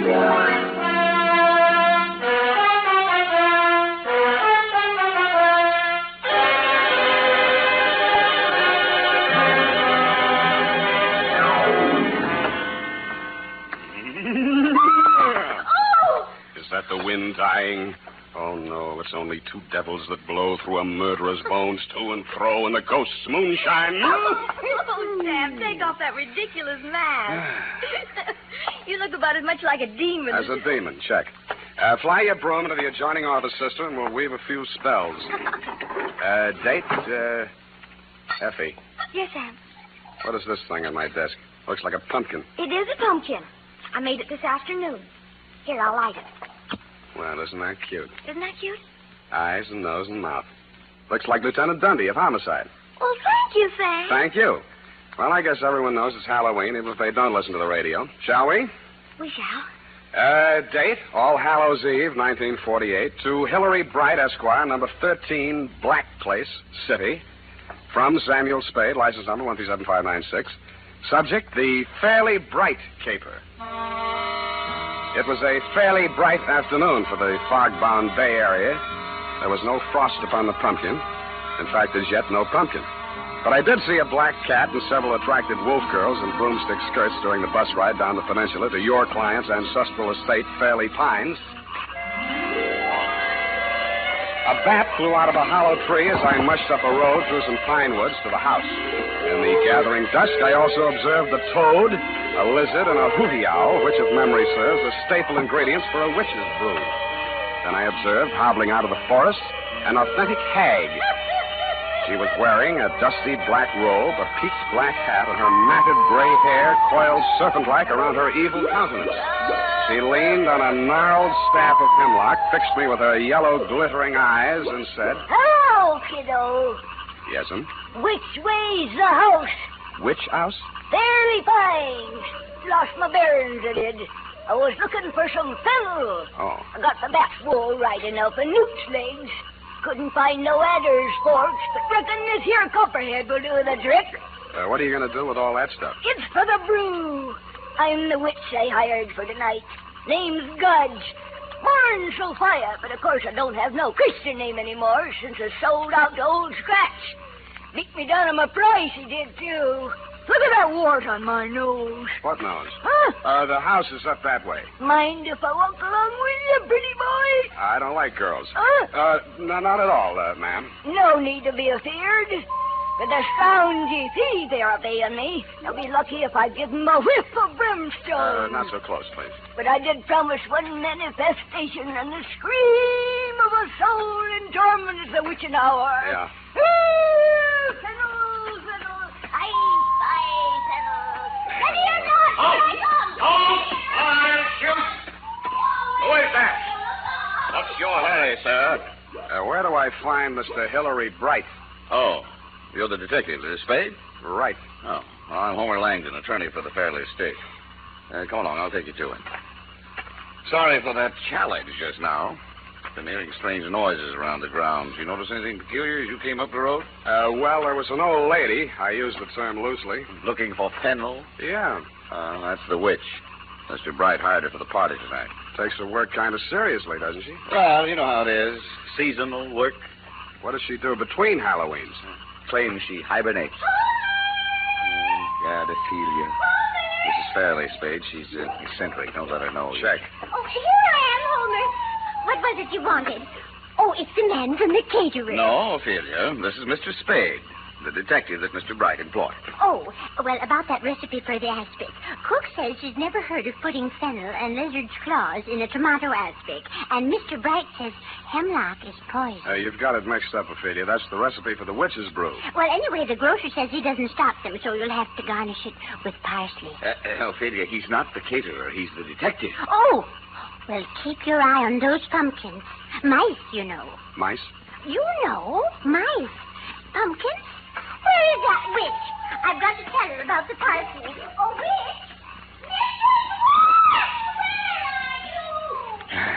Where are you? Sad case, but harmless. Shall we go in? Yeah. Now, watch his jawbone, Wilma. Oh, you've already broken his neck. Oh, why don't you hire an assistant? I don't like hanging him in the house anyway. We don't even know who he is. What are they up to now? Halloween comes but once a year. Oh, it's a skeleton, part of the decoration. Hillary. Oh, yes, Homer. I couldn't find the witch, but here's the detective. Oh, well, you can have the witch. I'll take him. Oh, watch what you're doing, Wilma. The ladder. Sorry. This just about completes the arrangements. Oh, this is Miss Wilma Fairley, for whom I'm managing this nauseous ball, Sam Spade. Hillary. Is that any way to speak about a girl's fifth engagement party? Forgive me if I'm guilty of understatement. Oh, fix that wire, Wilma. The top of Frankenstein's head's caving in. And look at that. The bolts are coming out of his neck already. Oh, well, come along, Spade. And I'll tell you how you fit into this mess. See you at the party, Sam. In here, Spade. Privacy. I don't think we're quite alone, are we? 99%. This is Fairley fiancé number 5, Ralph Cram by name. Oh, wake up, Ralph. Oh, don't bother. He started the party a little early? Before lunch. But can you blame him? If I weren't a teetotaler, I'd be out staggering around the woods with that witch. Uh-huh. Now, what exactly is my assignment, Mr. Bright? I want you to be present at this miserable party tonight and pretend to have a good time. Why didn't you hire an actor? This is a new kind of masquerade ball. Even I have a unique problem here. A Halloween party combined with a party announcing the engagement of a socially prominent young woman. Well, naturally, the press will be on hand. They always are at my parties. But I doubt if any of the invited guests will show up. That's where you come in. You're one of the uninvited guests. I don't get it. Well, it's very simply this. I have a reputation to maintain. I'm sure you have better things to do than read the society page, so I'll explain. I believe some ill-informed columnists have referred to me as the male Elsa Maxwell. That's not true. She is the male Hillary Bright. Female, that is. Anyway, you're a professional party giver, is that it? Exactly. What's the matter with Wilma? Why won't anybody come to her party? Because everyone on the guest list is either a relative or a friend of some poor swain she has jilted on the very steps of the altar. Oh, now I get it. Exactly. Now, as to the party. Masquerade. Natch. What else can you have on Halloween? Figures. Yes. If anyone came, they'd probably be dressed as witches or pumpkins, which is dull enough in itself. Quite so. But the Fairleys and their immediate circle will undoubtedly trot out their moth-eaten Beaux-Arts costumes. Old Langdon is Louis XIV. Wilma and her mother trying to look like Greek goddesses and some old drapes from a Fanchon and Marco idea. What about the boyfriend here? Well, you can see how hideous it's all going to be. And Life magazine has promised to cover it. Well, I simply had to do something. What about the boy? I think it's the party idea of the year. 20 uninvited guests who will come as themselves. Who's my date, the witch? Oh, isn't she priceless? You know, I thought of burning her at the stake as the grand climax of the evening. I've got matches. No, I decided against it. It's too messy. Well, it sounds like loads of fun, Mr. Bright, but I'm afraid you called the wrong detective. Now, So wait a minute, please. Hear me out. Now, there's method in my madness. I believe I mentioned 20 uninvited guests. Who are coming as themselves, yes. Exactly.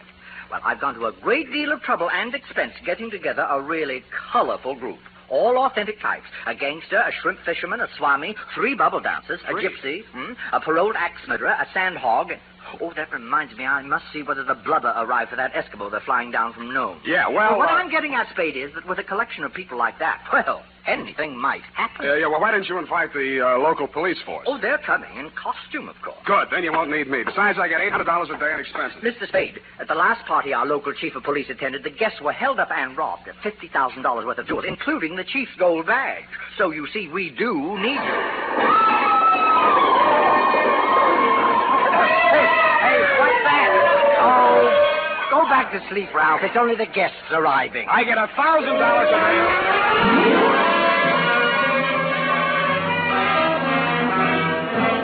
You were right. You did need a detective. In fact, you could have used several others. First, the pickpocket you'd invited lifted the police chief's wallet. The axe murderer chased the witch up a tree. And the gangster and the cowboy tried to shoot it out over one of the bubble dances. After I'd foiled the safecracker in the act of blowing the vault in the library, things quieted down, and everybody formed a circle around a bonfire. All right, quiet, please. Quiet, everyone. Quiet. Mrs. Fairley has a very important announcement to make. Ophelia? She was here just a few moments ago. Well, have you seen her around Langdon? A few minutes ago, she said she had a headache and went upstairs to get some aspirin. Sam, I'm worried about Mother. Would you mind going upstairs to see what she's up to? She's been behaving so strangely tonight. She's been behaving strangely. Sure, Wilma, I'll be right back.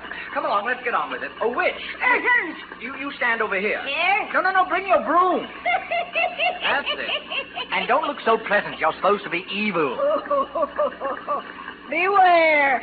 Those not wearing toe bane is subject to warts. There's evil in this place tonight. Blood on the stone, blood in the cauldron.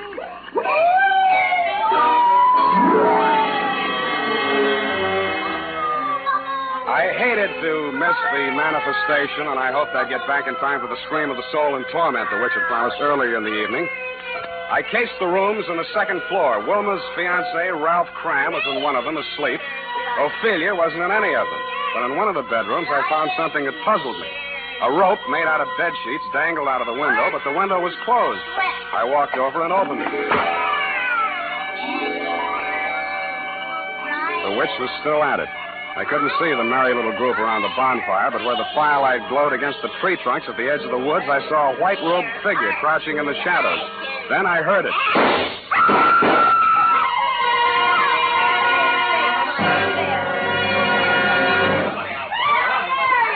Heard them all in the house. Want a hand. Don't let any of them get away. Right, Chief. All right, folks, you'll have to step inside. Now, come on. Step inside. As Wilma said, he's dead. Somebody shot her. She was sprawled on her face at the foot of a big pine tree at the edge of the clearing. A single slug had entered her body just below her left shoulder blade. If this was part of Mr. Bright's Halloween production, I thought he'd overdone it just a little, because she was dead.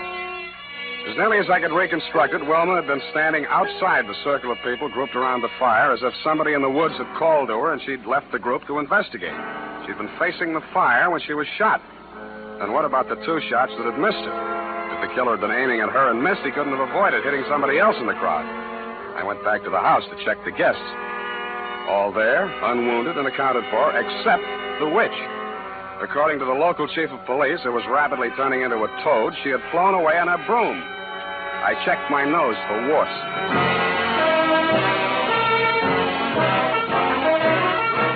The makers of Wild Root Cream Oil are presenting the weekly Sunday adventure of Dashiell Hammett's famous private detective, Sam Spade.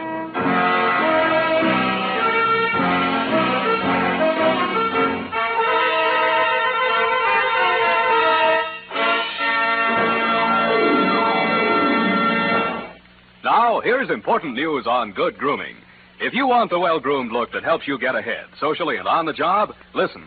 Recently, thousands of people from coast to coast who bought Wild Root Cream Oil for the first time were asked, how does Wild Root Cream Oil compare with the hair tonic you previously used? The results were amazing. Better than 4 out of 5 who replied said they preferred Wild Root Cream Oil. Remember, non-alcoholic Wild Root Cream Oil contains lanolin. It grooms the hair naturally, relieves dryness, and removes loose, ugly dandruff. So if you want your hair to be more attractive than ever before, get the generous new 25-cent size of Wild Root Cream Oil, America's leading hair tonic, on sale at all drug and toilet goods counters. It's also available in larger economy bottles and the handy new tube. Get Wild Root Cream Oil, again and again, the choice of men and women and children, too.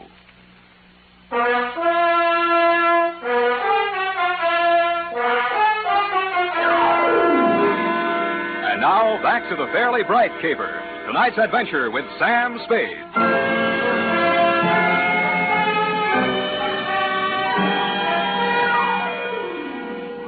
By dawn the next morning, Aloysius Becker, boy police chief, still hadn't sweated anything out of his 20-odd suspects but yawns. The family lawyer, Langdon, had an old gun permit, no gun. Then he canvassed the town for Wilma's 18 jilted suitors. They were all alibied by their wives and children, which knocked that angle out. She carried no insurance, nobody stood to gain anything financially by her death, and nobody but you, Mr. Bright, actively disliked her. About then, Chief Becker put Ophelia back on the griddle. Now, look here, Mrs. Fairley. You still aren't coming clean with us. Clean? Oh, the ashtrays. I'll call the maid. Come back here. Yes, Chief Becker. Now, sit down, Mrs. Fairley.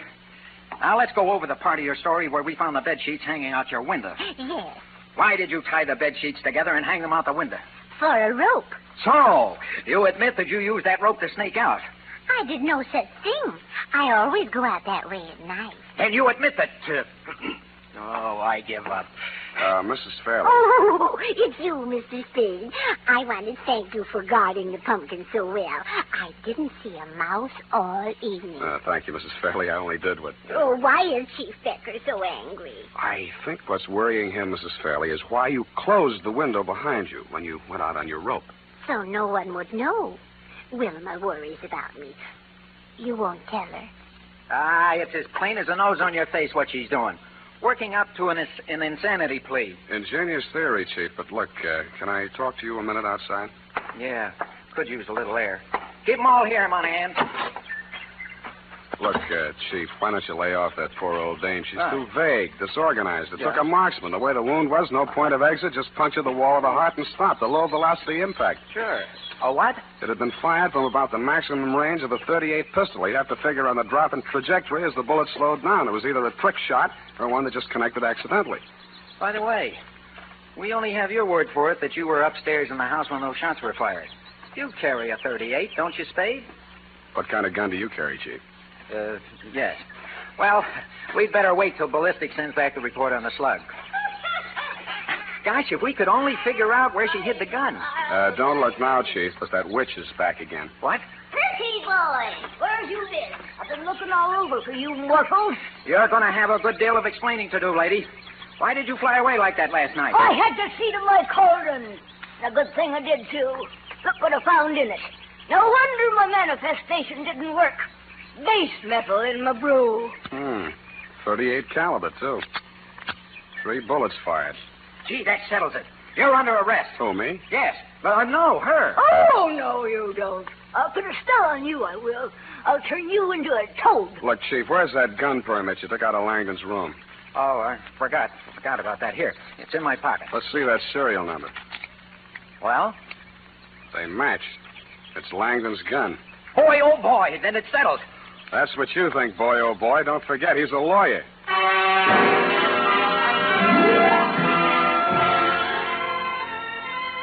I headed for the woods. I found the spot where I'd seen the figure in white crouching just before the shots were fired. A little way back in the woods, I found footprints. French heels, short, mincing stride. Following along behind them was another set, flat soles, long, manly stride.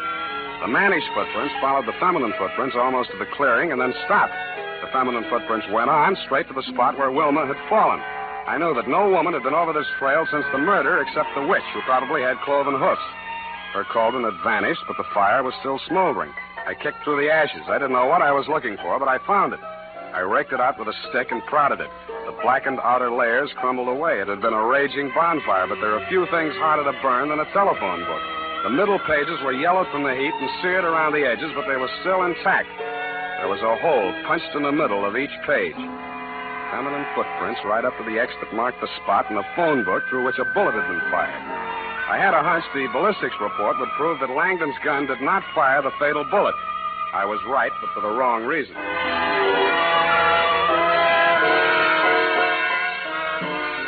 Yeah, you can't get around it, Chief. Ballistics don't lie. You can see here. You don't even need a magnifying glass. Take a look there. Don't have my glasses. Well, you ought to be able to feel it. 2 big ridges on the test slug. The other one's almost smooth. Rust pits wouldn't make a ridge like that, would they? No, we figure they must have used a faulty cutter at the factory when they rifled the barrel. Well, that settles it. That and those women's footprints and that phone book all point to Mrs. Fairley. What's about a phone book? Whoever shot her fired the slug through a phone book to make it look like a long-range job. It was a low-velocity hit, all right, but it was tearing through that phone book that slowed it down. That proves the killer didn't have to be a marksman. Stood right next to her. What's so funny? This picture in the morning paper, you and those bubble dancers, Chief. Let me see that. Why, that's libelous. It's more than that. Huh? There in the background, Langdon and Mrs. Fairley. What about them? Their shoes.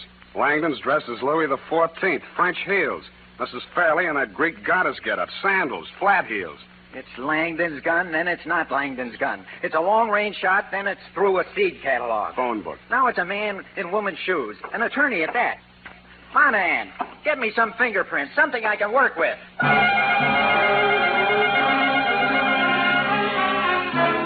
I didn't blame the chief. My somersaulting clues were getting me dizzy, too. So far, Langdon, like the good lawyer he was, had kept his mouth shut, which meant nothing one way or the other. That was smart. But he disposed of his gun by throwing it in the witch's cauldron, which was stupid. A, because it was sure to be found, and B, because there was no reason for hiding it anyway. But two stupids sometimes make us smart. If he wanted it to be found, he must have had a story ready in case he had to talk. If I were in that spot, my story would have been that I fired those shots into the woods after the fleeing killer. But I didn't know how I would explain the fact that only 3 shots were heard, one of which killed Wilma. Then I thought of those 2 ridges on that test slug. 2 ridges, 2 shots into the woods. This time, I did know what I was looking for. They were buried deep in the soft trunk of a pine tree near the ground. I dropped to my knees and dug. I got the first one out and was looking at it. It was a misshapen hunk of worthless lead. Something embedded in the side of it glittered in the sun like a diamond. In fact, it was a diamond.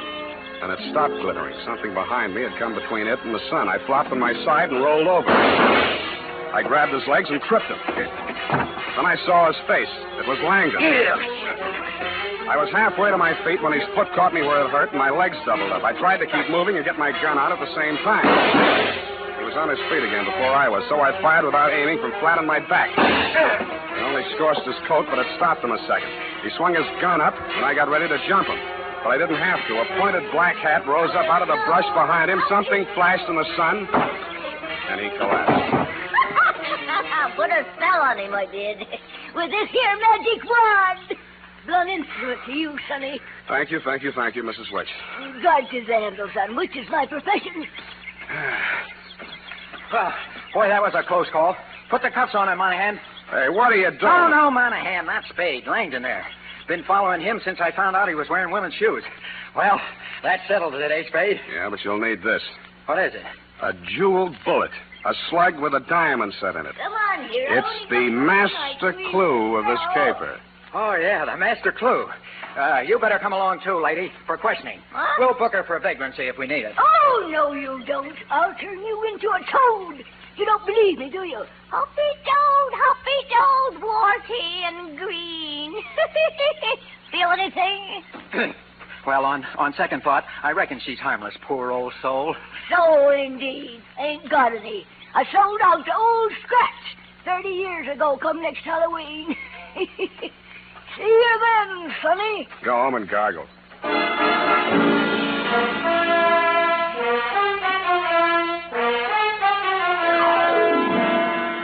Period. End of report. But, Sam, what was the significance of the jewel bullet? Oh, Well, after he shot Wilma, Langdon fired 2 shots into the woods, remember? Yes. Those 2 bullets had diamond insets so placed that they would gouge the inside of the gun barrel. All bullets fired from the gun thereafter would have markings different from the one fired into Wilma's body. Oh. Well, he was wrong, of course, but it was noble of him to want to cover up for poor Mrs. Fairley. What for, Effie? Well, she killed her daughter, of course, because she was just out of patience with her, getting engaged and unengaged all the time till they hadn't a friend in the world. That's so. That was the motive, wasn't it, Sam? That's fairly bright, sweetheart, except that Mrs. Fairley did not kill her daughter. Langdon did. You mean she was his daughter, too, by a previous marriage? Go take that up, sweetheart, before I turn you into a toad.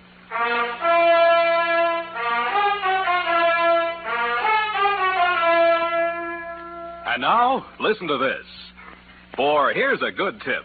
Spruce up right, spruce up now with Wild Root Cream Oil Hair Tonic. Wild Root Cream Oil grooms your hair neatly and naturally, relieves dryness, removes loose dandruff. Get the 25-cent Get Acquainted bottle or the large economy size.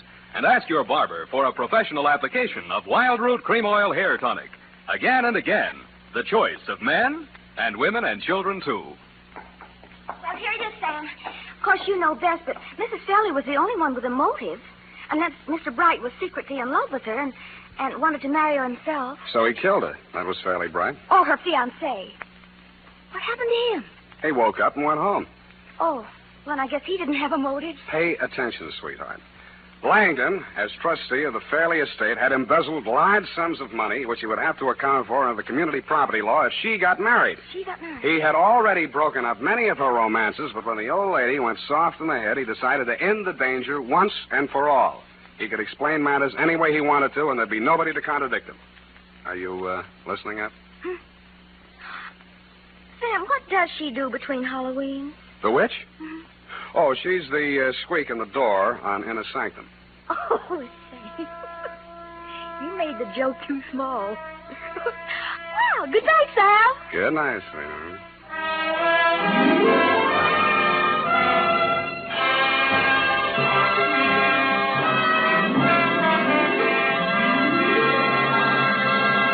The Adventures of Sam Spade, Dashiell Hammett's famous private detective, are produced and directed by William Spear. Sam Spade is played by Howard Duff. Lorene Tuttle is Effie. The Adventures of Sam Spade are written for radio by Bob Tallman and Gil Dowd. Musical direction by Lud Gluskin with score composed by Renee Garrigang. Join us again next Sunday when author Dashiell Hammett and producer William Spear join forces for another adventure with Sam Spade. Brought to you by Wild Root Cream Oil. Again and again, the choice of men and women and children, too. This is Dick Joy reminding you to... Get Wild Root Cream Oil, Charlie. It keeps your hair in trim. You see, it's non-alcoholic, Charlie. It's made with Susan Lanolin. You better get Wild Root Cream Oil, Charlie. Start using it today. You'll find that you will have a tough time, Charlie. Keeping all the gals away. Hiya, Baldy. Get Wild Root right away. This is CBS, where 99 million people gather every week, the Columbia Broadcasting System.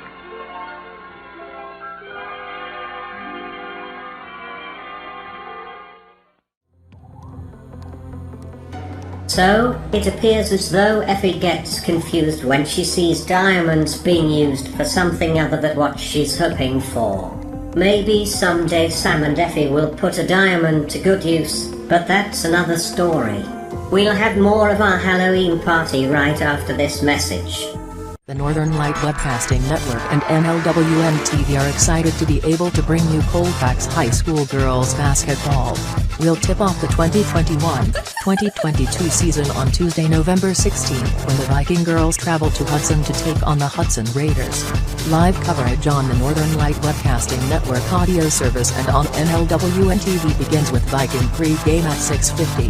That's right, Colfax Viking girls basketball on the Northern Light Webcasting Network and NLWN-TV. Next up, it's The Shadow. This is one of the most popular radio shows in history. The show went on the air in August of 1930. Who knows what evil lurks in the hearts of men? The Shadow knows. The opening lines of the detective story program captivated listeners and are instantly recognizable even today. Originally the narrator of the series of macabre tales, the eerie voice known as the Shadow became so popular to listeners that Detective's story was soon renamed The Shadow, and the narrator became the star of the old-time mystery radio series, which ran until 1954. In this episode, the Shadow needs to solve the murder of the medical examiner. Here it is, from October 29th, 1939, The Shadow in Phantom Fingerprints. Who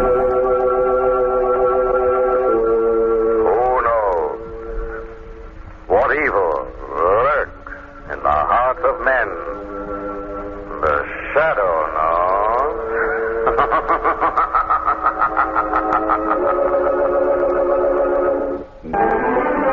The Shadow, mysterious character who aids the forces of law and order, is in reality Lamont Cranston, wealthy young man about town. As the Shadow, Cranston is gifted with hypnotic power to cloud men's minds so that they cannot see him. Cranston's friend and companion, the lovely Margot Lane, is the only person who knows to whom the voice of the invisible Shadow belongs. Today's story, Phantom Fingerprint.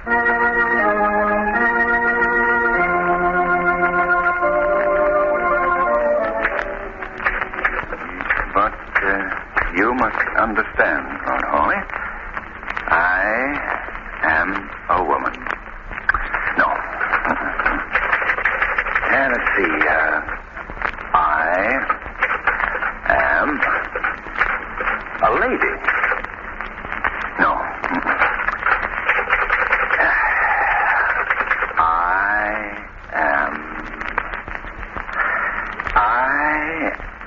You am crazy. Did you say something, Margot? Oh, Lamont, you're marvelous. Well, what do you mean? You've been sitting at that typewriter for the past 3 hours, mumbling, I am a lady. I am a woman. Well, so you just don't understand how an author must search for the right word. Search? There was a manhunt. Well, now tell me, do you think she should say, I am a woman, or I am a lady? Well, it depends on what she is. Well, she's both. Why don't you play safe and just call her a female? Oh, now there you go again. Now, how do you think it would sound for her to stand up and say, I am a female? Well, I was only trying to help. Oh. Say, haven't you a date with Commissioner Weston to take him to your rehearsal tonight? Oh, that's so. I did want to rewrite this scene and take along with me, though. Well, then call her a woman and let us go at that. A woman isn't bad. It's very good. Yes. I am a woman. Say, that is good. I am a woman. Sheer genius. I am a woman. Now, come on. Let's get down to police headquarters.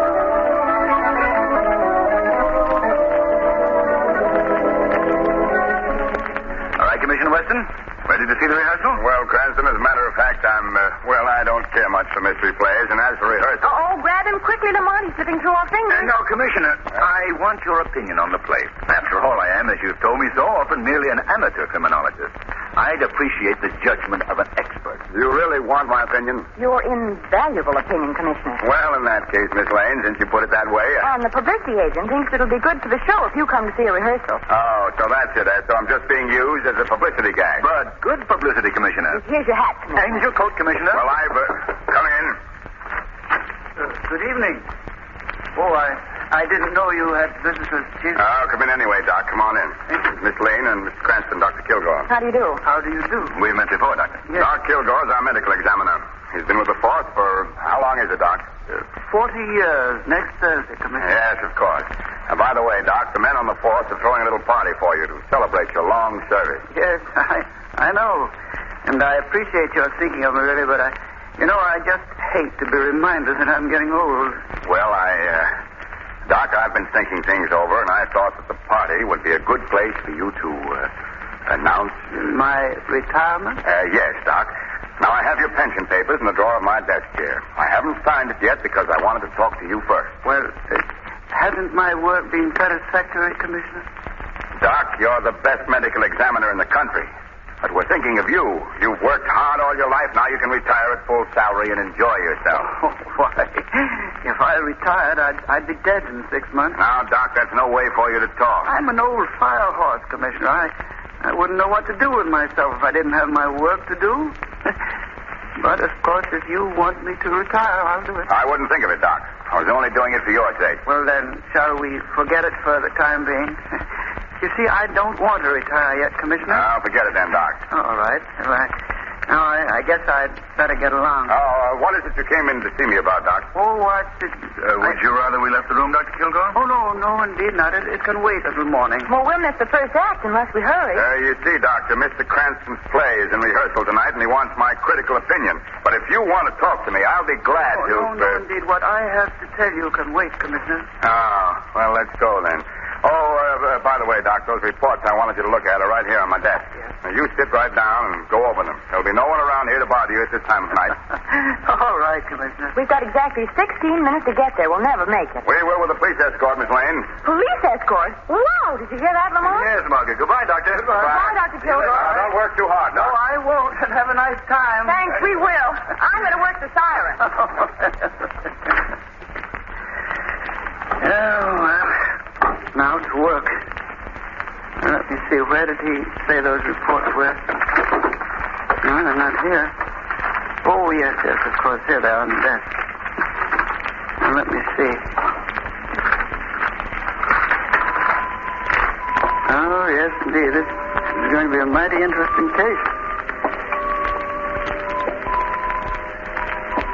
Well, that's odd. I thought I heard something. Hey, who's there? Who's there? I said. I can't see you over there in the dark. Oh, no. No, not you. No, don't look at me that way. No, you could not. I'll call for help. Oh, please, you couldn't. What have I done to you? Oh, please speak to me. Don't just keep looking at me that way. Well, you wouldn't kill me. Well, you couldn't. It's impossible. I'll call for help. This door is locked.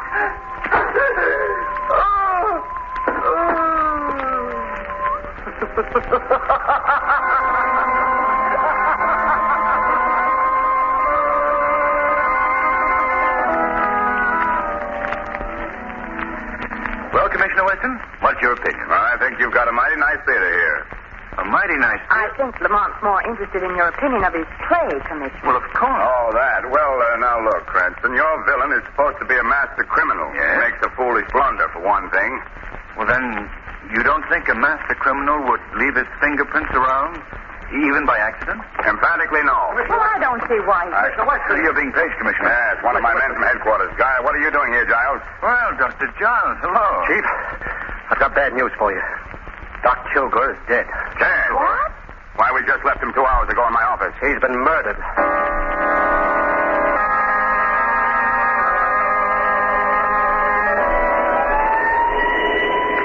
I know how you feel, Giles. I know how we all feel. Who did it? Who would want to kill him? I wish I knew, Giles. Step on it, Murphy. Yes, sir.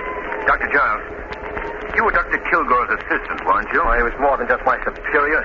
He was the best friend I ever had. He put me through medical school, got me the job as his assistant. Why, he was so good to everyone. Why should anyone want... Come on now, come on. Pull yourself together. Oh, I'll be all right. I'll be all right. Have you had a chance to examine the body? Yes, I have. What did you find? Doc had been stabbed at the base of the skull with a sharp instrument. Yeah? Death resulted almost immediately, Commissioner Weston. Poor old man. At least he never knew what happened. Chief, if it's the last thing I do, I'm going to bring the Doc's murderer to justice.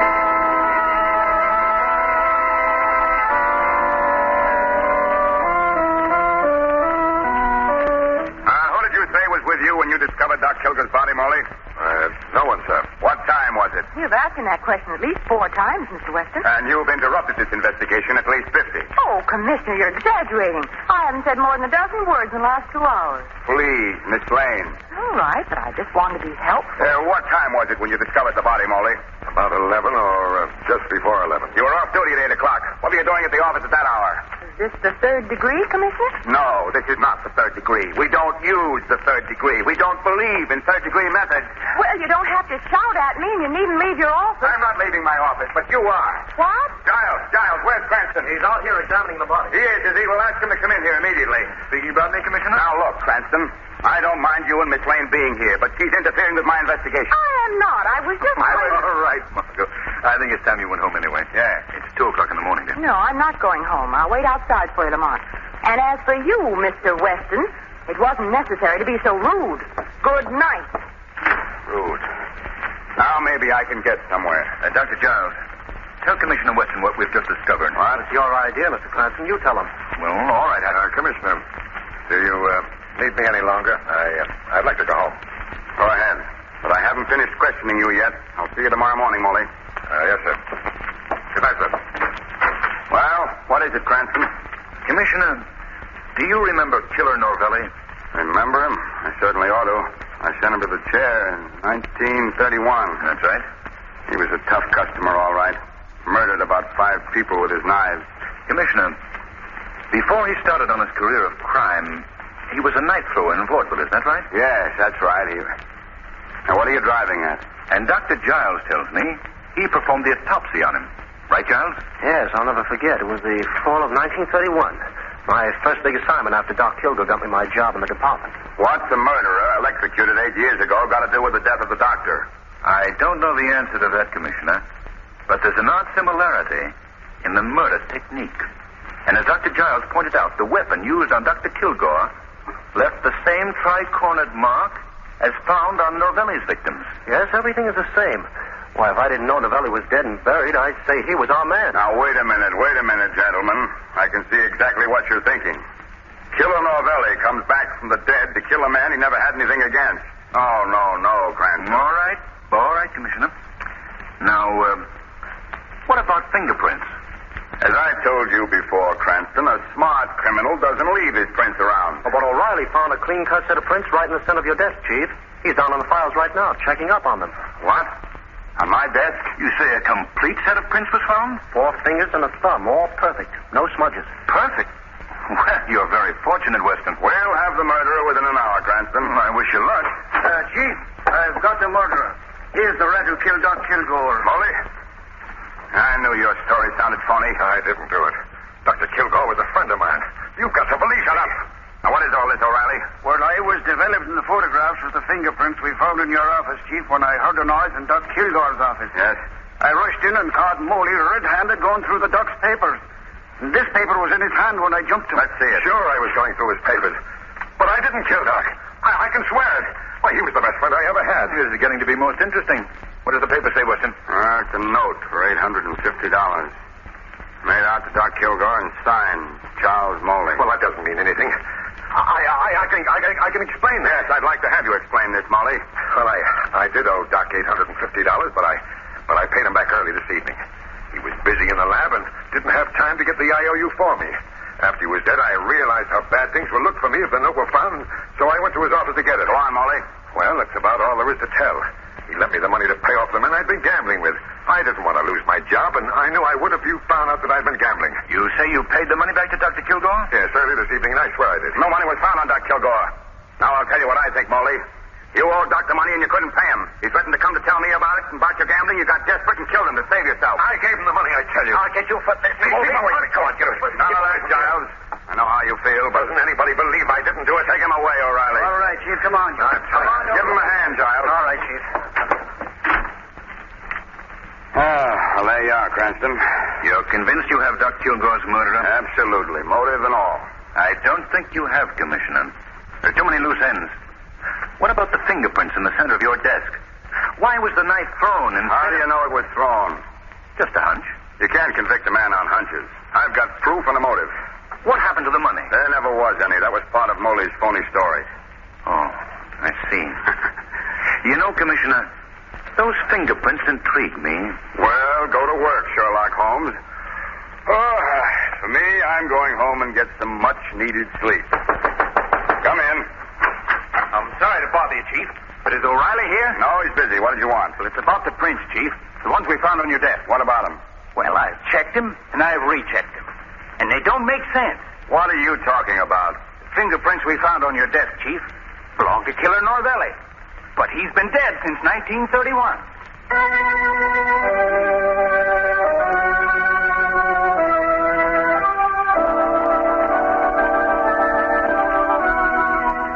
Please, Cranston, go away and don't bother me. I'm too busy to spend my time watching vaudeville acts. After all the excitement last night, I had about 2 hours sleep. Look at this desk, piled with mail. I'll never get through it all. You're missing something, Commissioner.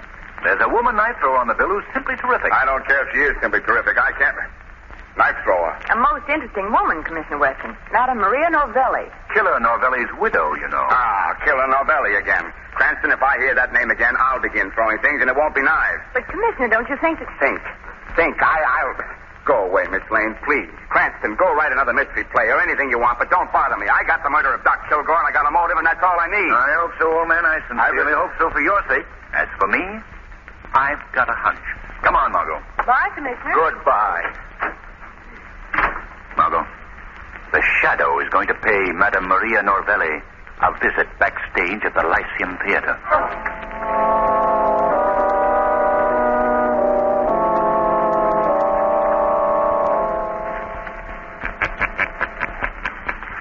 Maria Norvelli. What? Who is there? I can see no one. It is I, the Shadow. You cannot see me, but I can see you. And you must answer my questions. Who are you? What do you want here in Maria Novelli's dressing room? Who murdered Doc Kilgore, Madame Novelli? I don't know what you mean. Is it Killer Novelli? Novelli? No. No, it could not be. He is dead. Novelli was your husband? Yes, but he is dead. Dead, I tell you. That is the truth? That is the truth. He was evil. He killed with the knives, the beautiful knives. I teach him the great art to throw the knives, and he uses it to kill. Who else have you taught to throw the knives? Many. But there was one last year I taught him. He was very good. He learned quick. He learned as good as Novelli. I want him to join the act with me, but he... Go on. Go on. He say no. He say he got other reasons. Other uses for the knives. He is evil too, like Novelli. You aren't lying to me? No, it is true. Everything is true. What is this man's name? His name? Oh, no. That I cannot say. He make me promise not to tell. He say I'll kill you if you tell. You must tell me his name if I'm to help you. Oh, please. Please do not have that. Quickly, Madame Novelli, his name. All right. I will tell. His name is... Madame Novelli. She's dead.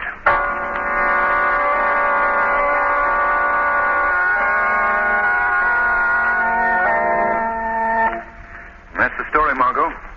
According to Dr. Giles' report, the same weapon that killed Doc Kilgore also killed Madame Novelli. Any fingerprints found this time, Lamont? Oh, yes. The ever-present fingerprints were there. Perfect set as usual.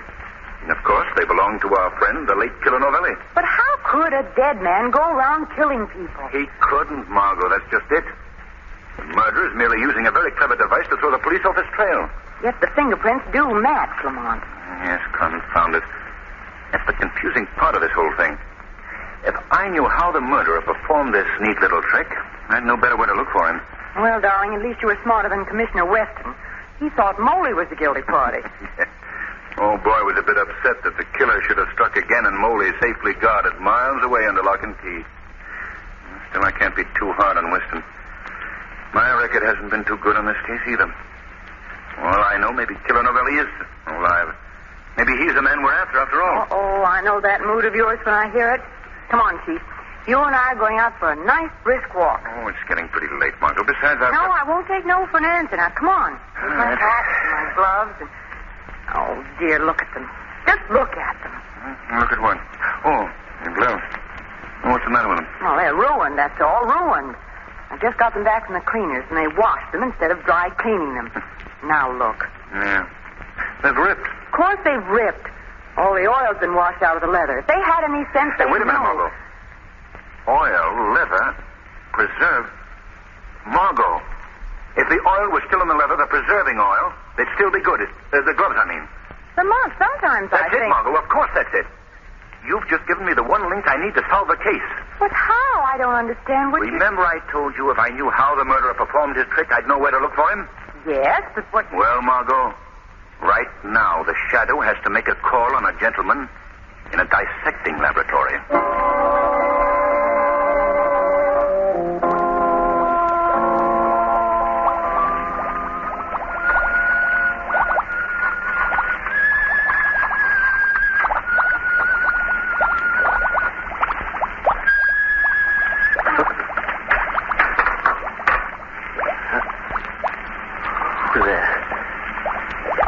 Who's there? Answer me or I'll... It's the Shadow, Dr. Giles. The Shadow? So sorry to interrupt your labors, but I must ask you to give me a very unusual pair of gloves you possess. What? Where are you? I can't see you. No. Unfortunately, you can't see the Shadow. I asked you for the gloves. No. What do you mean? You can't know anything about me. I know this, Giles. That only you and Dr. Kilgore would have been able to get the fingerprints of Killer Northville after he was electrocuted. And with Dr. Kilgore dead, it was pretty obvious who the murderer was. You know a little too much, Shadow. I have a knife in my hand. I can't see you, but I can hear you. Why don't you throw your knives? Yes, Shadow. There.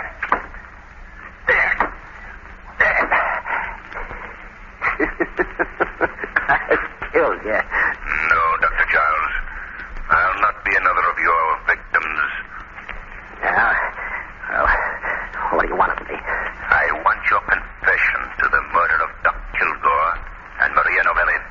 I also want that pair of gloves you made of human skin. The skin you took from the tips of Killer Novelli's fingers when you performed the autopsy and then kept in preserving oil. You know too much, Shadow. But I can talk plainly to you, because you won't live to tell. You killed Doc Kilgore? Yes, I kill him. But why? Why, Giles? Because he stood in my way.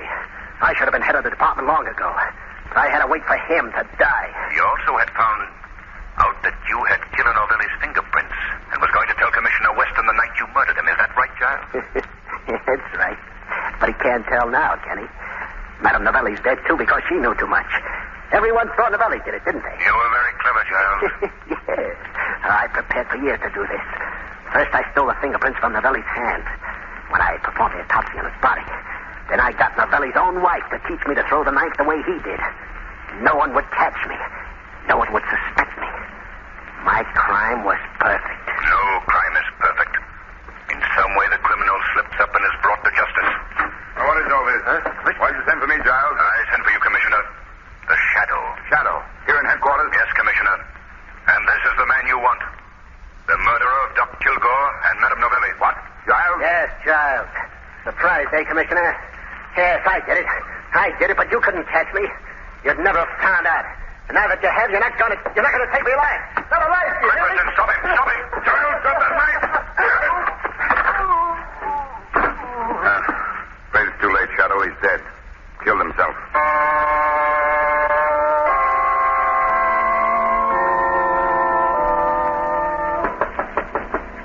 Come in. Hello, Commissioner. Remember us? Huh? Oh, hello, Miss Lane. Cranston. I'm busy. Sit down. Say, Commissioner, I wanted to see you this morning because I have another idea about the Kilgore case. What? Hey, wait a minute. Don't you read the papers? The papers? I broke the case wide open last night. It was Giles. I knew it all the time. Giles? Yeah? Well, what do you know about that? Giles? Well. Do tell us, Commissioner, why did Giles do it? Go out and buy yourself a paper, Cranston. I'm sorry. I've got a luncheon date with the mayor, and I'm late now. You know, Commissioner Weston will actually get to hate you if you tease him too much. You notice, Margot, he didn't give the Shadow any credit for the solution of the crime whatsoever. I broke the case last night, Cranston. Oh, but Lamont, that was a horrible case. How could Giles kill the man who was his best friend, who helped him through school, got him his job here? How could he? Well, Margot, Giles was obviously suffering from a persecution complex. He imagined the world was against him. He thought his friends were his enemies. But his twisted brain was a brilliant one. He was devilishly clever, but he paid for his crimes as all all criminals do, eventually. Say, that isn't bad. What? That line. I can use that in my second act. You mean just before the heroine says, I am a woman? Yes. No. Oh, Margot. The weed of crime bears tough fruit. Crime does not pay. The shadow knows.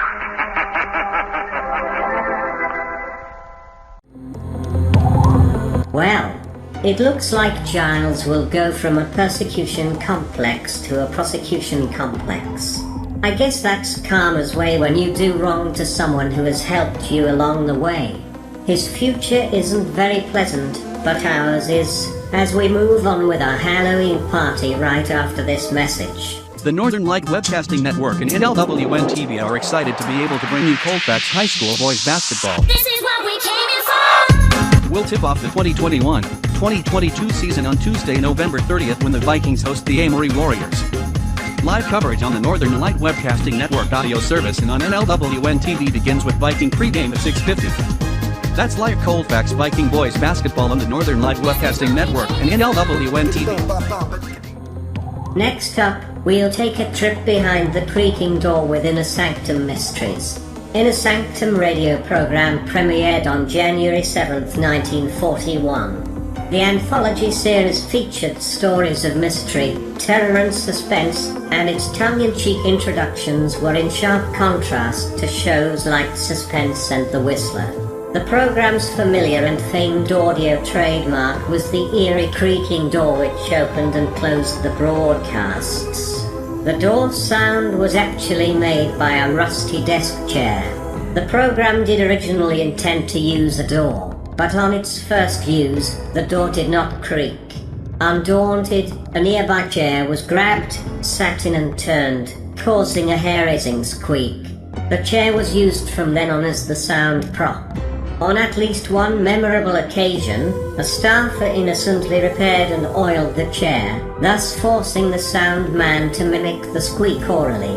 In tonight's episode, a man must deal with an unwise decision he made while he and some partners were planning on robbing some jewels many years ago. Here's Inner Sanctum Mysteries with Corpse for Halloween from October 31st, 1949.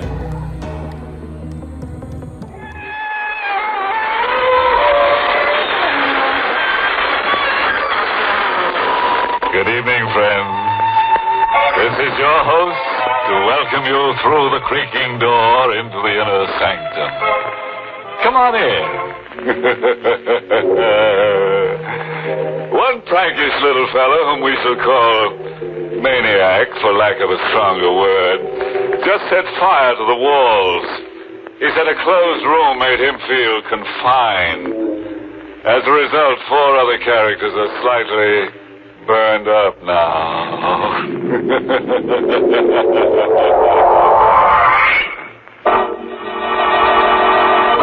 Tonight's Inner Sanctum Mystery, Corpse for Halloween, was written by John Robert and stars Larry Haynes in the role of Jimmy with Barry Kroger as Kavanaugh.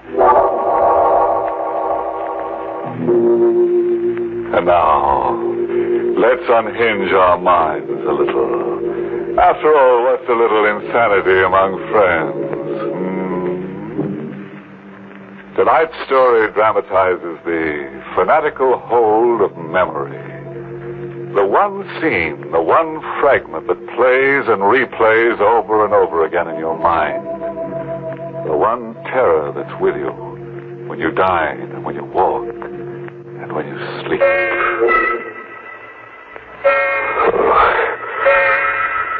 Sleep. Who can sleep? I'm here in the 35-cent flop, but I'm in the Burma jungle. Watching a scene that never gets stale, even though it's 5 years old. I can hear sounds travel across the brush. I pick them up as if I'm a receiving set. Animal sounds. And I see, as if my eyes are in the sky, I see 2 grim figures standing with their rifles aimed at a pair of jungle beasts. A tiger and its mate in a crouch, ready to jump. They fire point blank together as if by signal. No good. They miss. The beasts roar and leap. I hear them scream out, Kavanaugh and Dr. Dolan. Just before they die.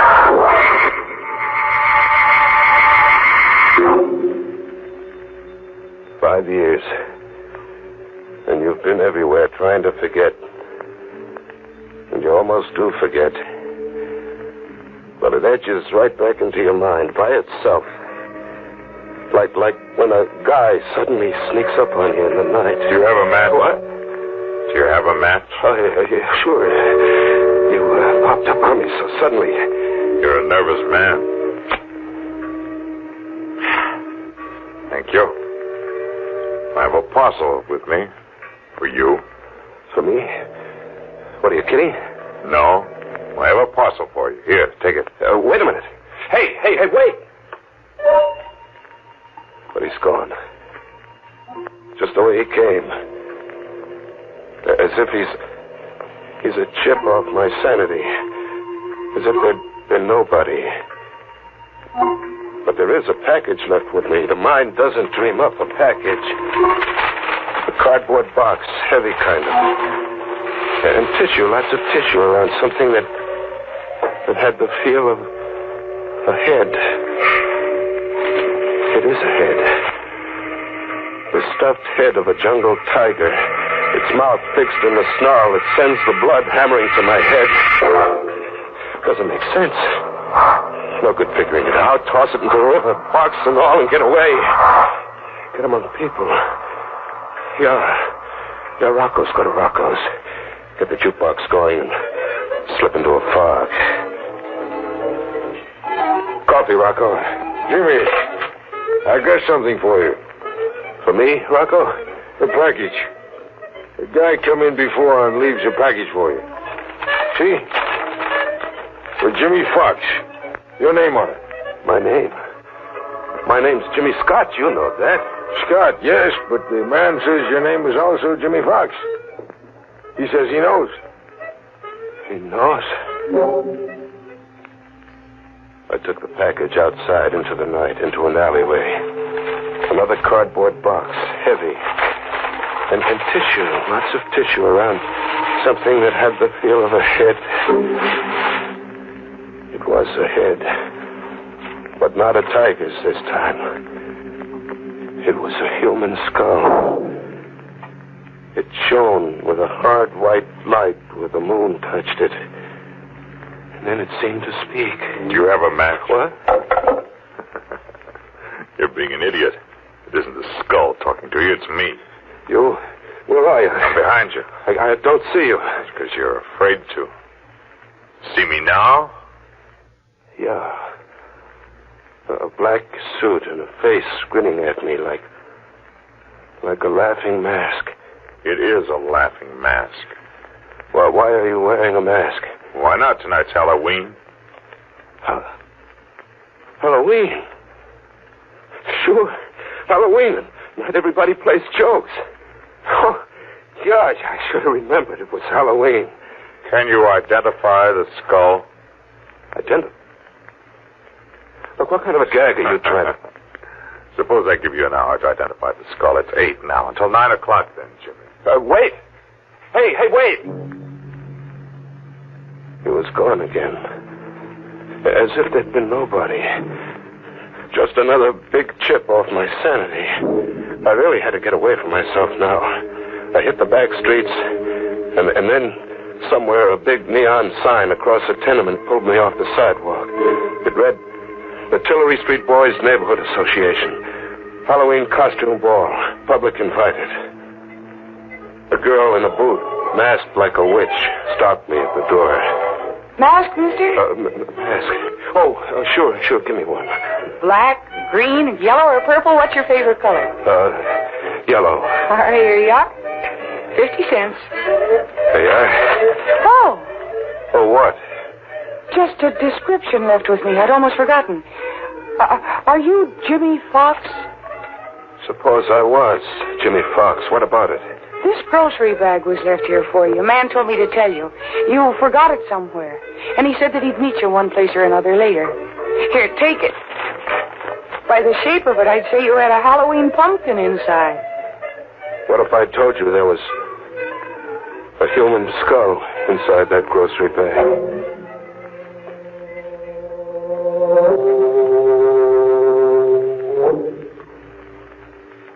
He'd meet me one place or another. He did. He was under a street lamp, waiting for me to happen along. Hello, Jimmy. Have you dared to call the skull by name yet? Or must I? Look, that gag isn't paying off, mister. All right, go ahead. You call it by name. Dolan. Boxer Dolan, remember him? I never knew the guy. You no doubt got me confused. Have I, Jimmy? You've changed your appearance cleverly, except for one thing disguise could never conceal. One thing? Your guilt. You wear it like a badge of shame. Oh, what am I guilty of? Murder. 2 men left an encampment in the Burma jungle just before dawn. 2 men. Boxer Dolan and Kavanaugh. The 3rd man remained behind. He played sick, pretended to fever. The 3rd man was you, Jimmy. Must I tell you the rest? Tell me the rest. Dolan and Kavanaugh carried rifles in the event of a jungle encounter. There was a jungle encounter, a tiger and its mate. An emergency, but an easy one to resolve for 2 expert hunters. Just 1 shot apiece, and there'd be 2 more dead tigers. Just 1 shot apiece. They had their 1 shot apiece, but the tigers didn't drop dead in their tracks. Instead, Boxer Dolan and Kavanaugh dropped.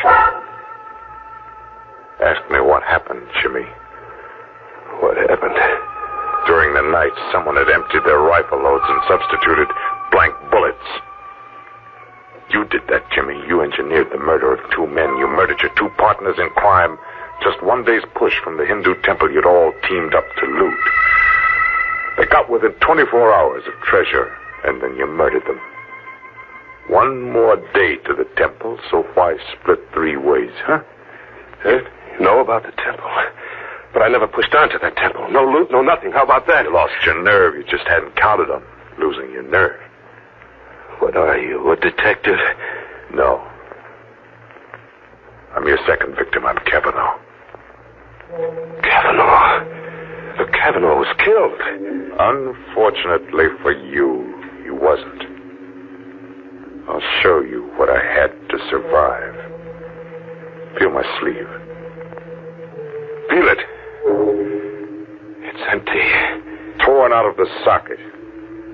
Now that face behind this laughing gargoyle I wear. See the left profile. Oh, it isn't pretty, is it? The eye's gone, too. I spent 5 years finding you, Jimmy.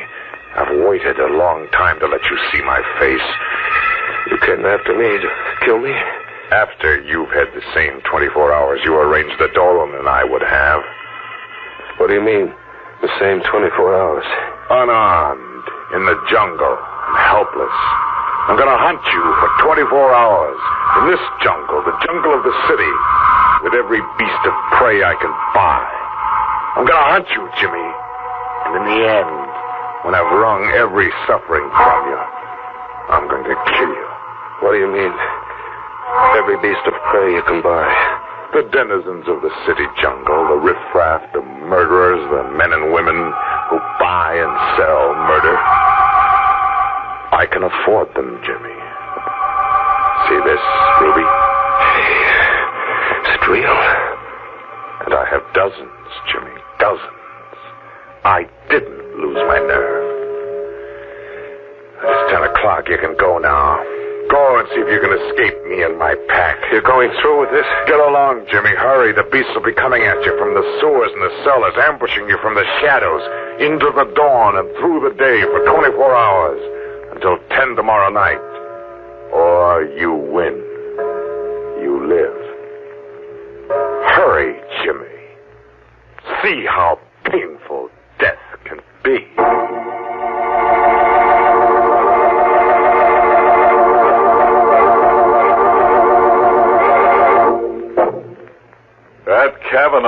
one fella I never want to hunt me up.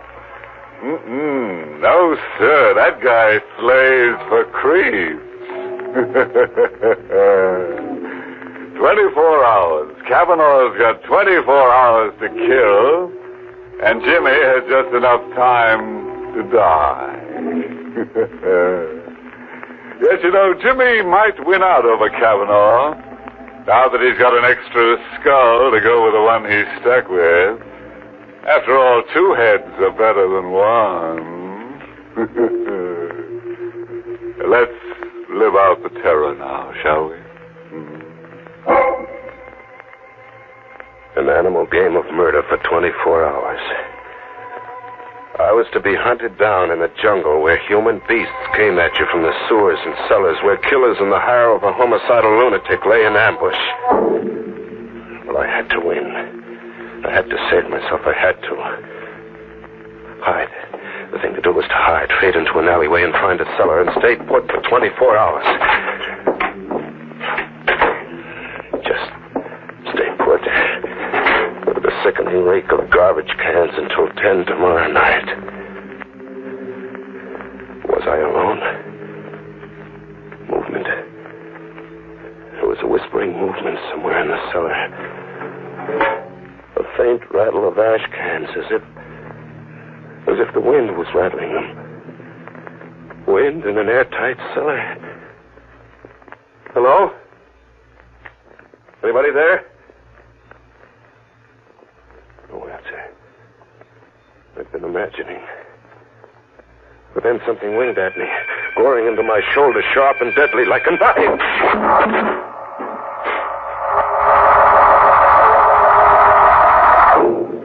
I came to, bleeding from a shoulder gash. I got out of there and back into the streets, into a jungle of faces. It was Halloween night like I'd never seen it. Masks and costumes on kids of 6 and old crones of 60. A crazy jungle of witches and snarling speed captains and lunatics. They couldn't all be in the hire of Kavanaugh.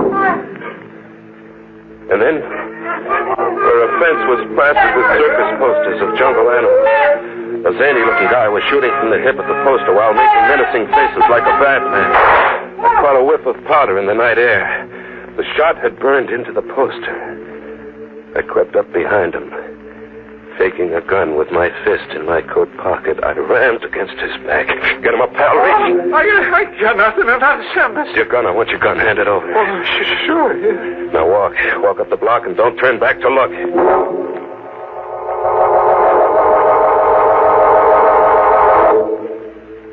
I had a gun now, and the tables were turned. I was the hunter now. I drifted to the docks and took up a position with my back to the river. Thinking of suicide, Jimmy? Not anymore, Kavanaugh. You sound as if your morale had suddenly improved. My morale's going great, Kavanaugh. Your animal hunt's about to boomerang, blow right up in your face like this. Who's hunting who, Kavanaugh? Who's hunting who? Kavanaugh kept standing up. 3 bullets, point blank, enough to blow his head off, but Kavanaugh kept standing up unharmed. How does it feel to hunt game with blank cartridges like Boxer Dolan and I did once? Blank cartridges?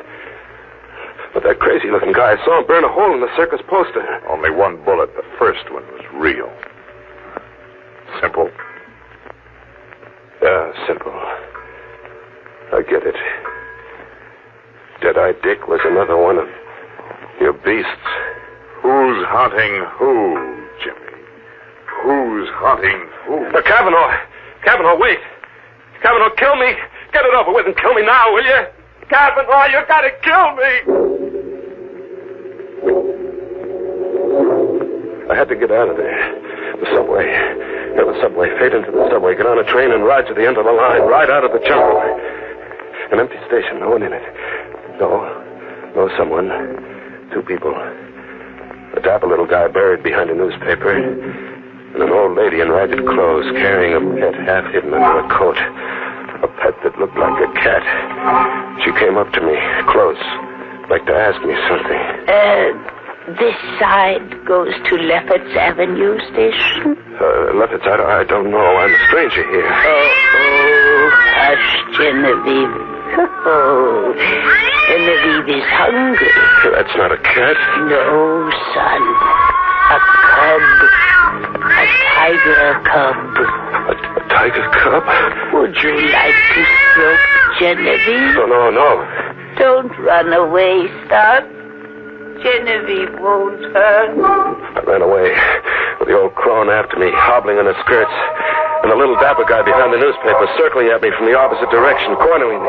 I jumped to the tracks, my only out, and I ran. I ran it deep into the bowels of the subway, deep, very deep, with the little dapper guy after me, as if he meant business. And then the train, it had a Halloween look, too, bearing down on me, an iron face with banjo eyes. I ran against the wall and flattened out. The train flashed past, and the dapper little guy screamed.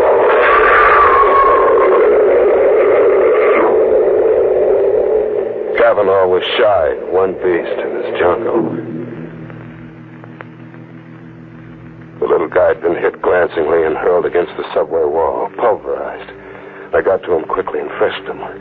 I had a gun now. A gun with bullets that killed. I ran a half-mile underground to another station, and then back on the streets. Back in the animal game. It was 3 a.m. A neon sign read Tillery Street Boys Neighborhood Association. Halloween costume party. People were straggling out. The fun was over. Oh. What? You remember me? No. I'm the witch who gave you a free mask and a grocery bag that you forgot somewhere. And you're Jimmy Fox. Jimmy Scott. I used to be Jimmy Fox. Sister, are you all right? Am I all right? I mean, are you just what you look? A sweet kid with brown eyes and a heart. Are you drunk? No, beat. I'm dead beat. I've got to hole up somewhere, get some shut-eye. I've got to or I'll die. You're sick? Yeah, I'm sick. If I could just sleep around the clock until 10 tomorrow night. If an angel came along and said, come home with me, I'll put you up. Come home with me, Jimmy. I'll put you up.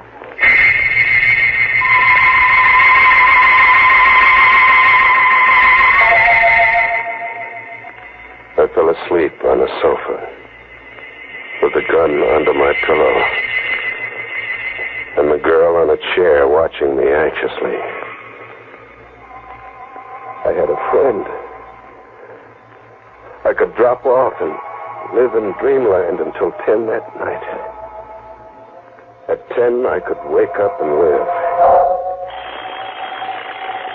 Coming awake, I heard the alarm we'd set go off. The alarm stopped. And there was a sound. An animal sound. And then a claw scratching at me, tearing at my cheek. And I jumped up. The girl was gone. A guy was sitting watching me now. A skinny kid with a heavy shock of hair, not a day over 21. Oh, that's a lousy way to have to wake up from a sleep, pal. Lousy way. There was an animal clawing at me. My cheek's bleeding. Genevieve, she isn't housebroken. Still a little wild. You should have seen her dash for the kitchen when you let out a scream just now. Genevieve. Who are you? You're Jimmy Fox, huh? Yeah. I got something for you. For me? Yeah, it was given to me to give to you. Here. A rupee. Hey, wait a minute, look.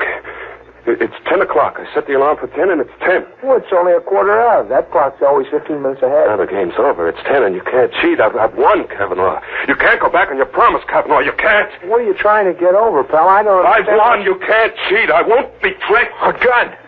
Pal, you're crazy. Here, wait, look. Oh! You're crazy. It's 10, and I won't be tricked, Kavanaugh. I've won.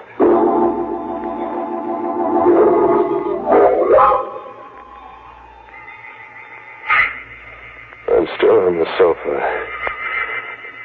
My arms are rigid, and my legs rigid. Like something exploded inside me and paralyzed my nerves. I can just look and hear. She's in the room now. A girl with a sweet face and brown eyes. Only her eyes are red. swollen from crying. I hear her talking to a cop. He's taking down what she said. He was a stray. He was like a sick dog in the street. So I picked him up and brought him home. Yes, why did he kill your brother, Buddy? I don't know. I was taking a shower, and I heard him scream like a crazy man. I heard him talk all mixed up. But I was taking a shower, and I couldn't get here in time.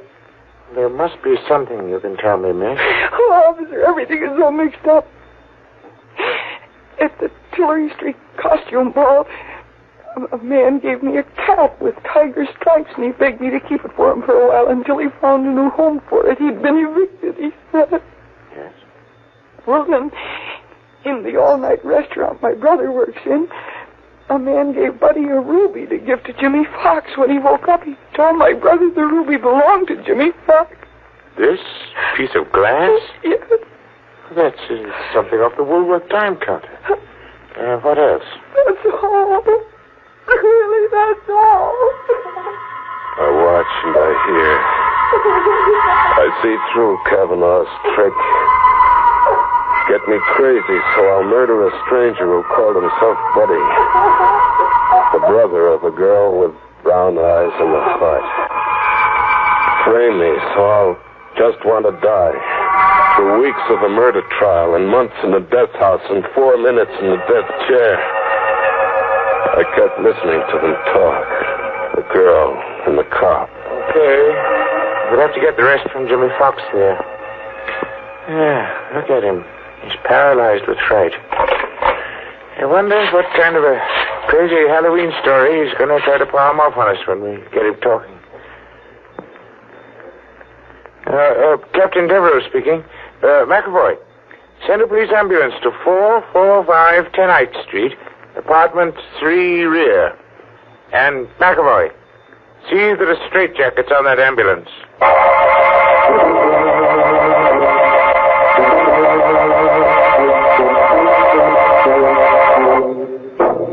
Well, quite a chase. It got so poor Jim didn't know whether he was coming or going. Nuts. What got his goat most was the way he kept seeing animals everywhere. Very confusing to a guy on the lamb. Yeah, it got so he couldn't tell whose zoo. Tomorrow? Oh, sure. I read this Halloween notice on a tree somewhere. Never hunt out of reason.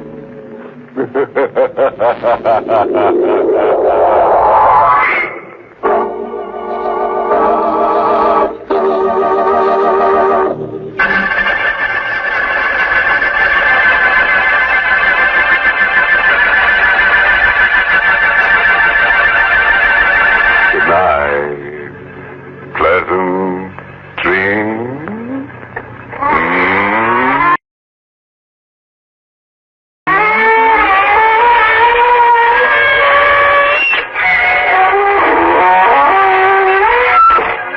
Inner Sanctum was heard in the United States over CBS, the Columbia Broadcasting System.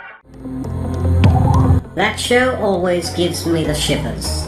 Mr. Fox has indeed survived the night, but what kind of survival will he have, locked in an asylum for the rest of his days?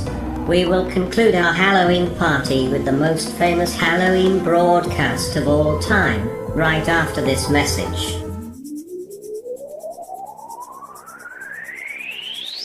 You're tuned to the Northern Light Webcasting Network and NLWN-TV. We use advertising revenue to make this service available to you. If you have a business and would like to get your message out to our ever-increasing audience, give us a call at 715-563-1749. We'll be happy to discuss our budget-friendly advertising packages with you. Get your business noticed on the Northern Light Webcasting Network and NLWN-TV by calling 715-563-1749. Well, we've saved the most famous for last. The War of the Worlds is an episode of the Mercury Theatre on the air, directed and narrated by actor and future filmmaker Orson Welles as an adaptation of the H.G. Wells novel The War of the Worlds. It was performed and broadcast live as a Halloween episode at 8 p.m. on Sunday, October 30th, 1938, over the Columbia Broadcasting System radio network. The episode became famous for allegedly causing panic among its listening audience, though the scale of panic is disputed. In the days after the adaptation, widespread outrage was expressed in the media. The program's news bulletin format was described as deceptive by some newspapers and public figures, leading to an outcry against the broadcasters and calls for regulation by the Federal Communications Commission. Nevertheless, the episode secured Welles's fame as a dramatist. So here is Orson Welles with the H.G. Wells story and the Mercury Theatre on the Air's production from October 30th, 1938 of War of the Worlds. The Columbia Broadcasting System and its affiliated stations present Orson Welles and the Mercury Theatre on the Air in The War of the Worlds by H.G. Wells.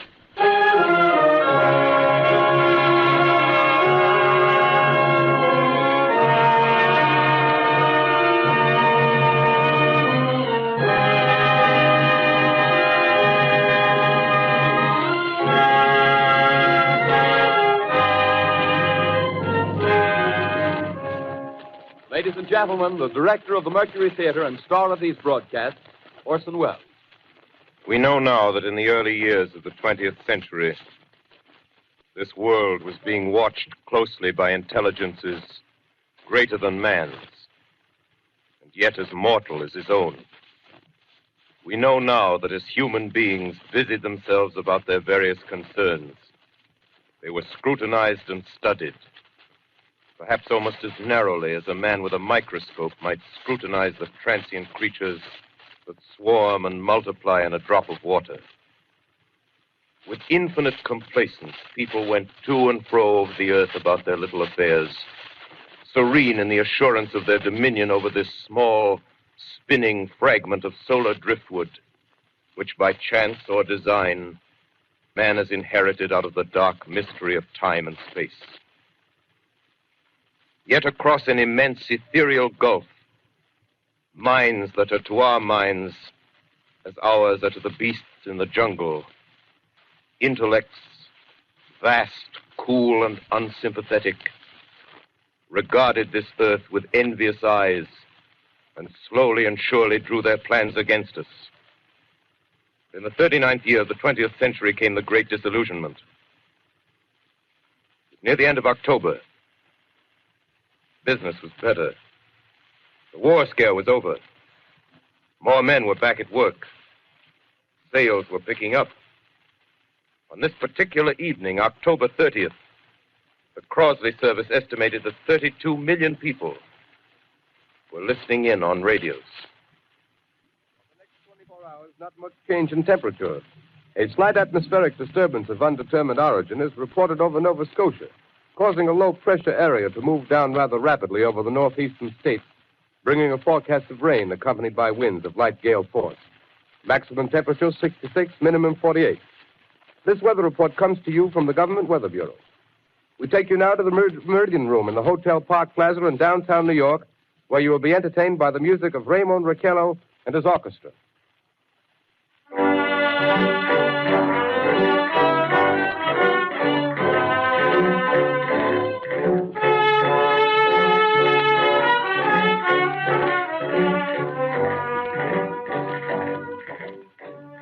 Good evening, ladies and gentlemen. From the Meridian Room in the Park Plaza Hotel in New York City, we bring you the music of Raymond Raquello and his orchestra. With a touch of the Spanish, Raymond Raquello leads off with La Campesita.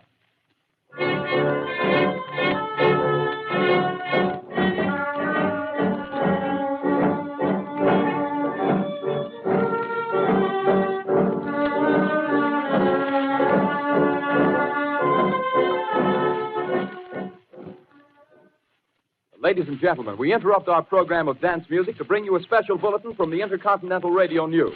At 20 minutes before 8 Central Time, Professor Farrell of the Mount Jennings Observatory, Chicago, Illinois, reports observing several explosions of incandescent gas occurring at regular intervals on the planet Mars. The spectroscope indicates the gas to be hydrogen and moving toward the Earth with enormous velocity. Professor Pearson of the observatory at Princeton confirms Farrell's observation and describes the phenomenon as, quote, like a jet of blue flame shot from a gun, unquote. We now return you to the music of Ramon Raquello, playing for you in the Meridian Room of the Park Plaza Hotel, situated in downtown New York.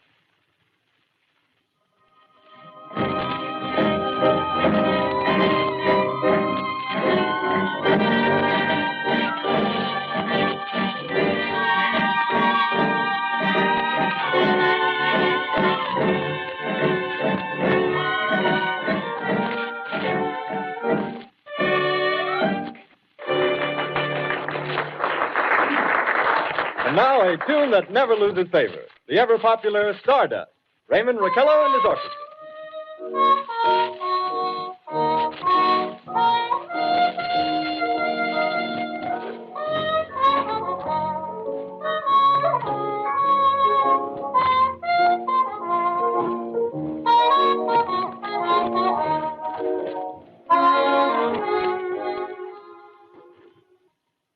Ladies and gentlemen, following on the news given in our bulletin a moment ago, the Government Meteorological Bureau has requested the large observatories of the country to keep an astronomical watch on any further disturbances occurring on the planet Mars. Due to the unusual nature of this occurrence, we have arranged an interview with a noted astronomer, Professor Pearson, who will give us his views on this event. In a few moments, we will take you to the Princeton Observatory at Princeton, New Jersey. We return you until then to the music of Ramon Raquello and his orchestra.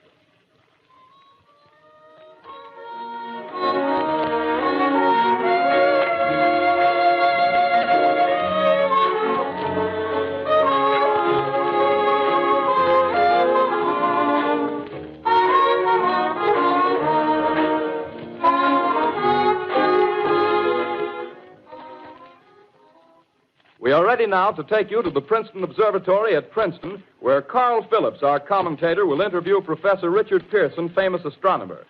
We take you now to Princeton, New Jersey.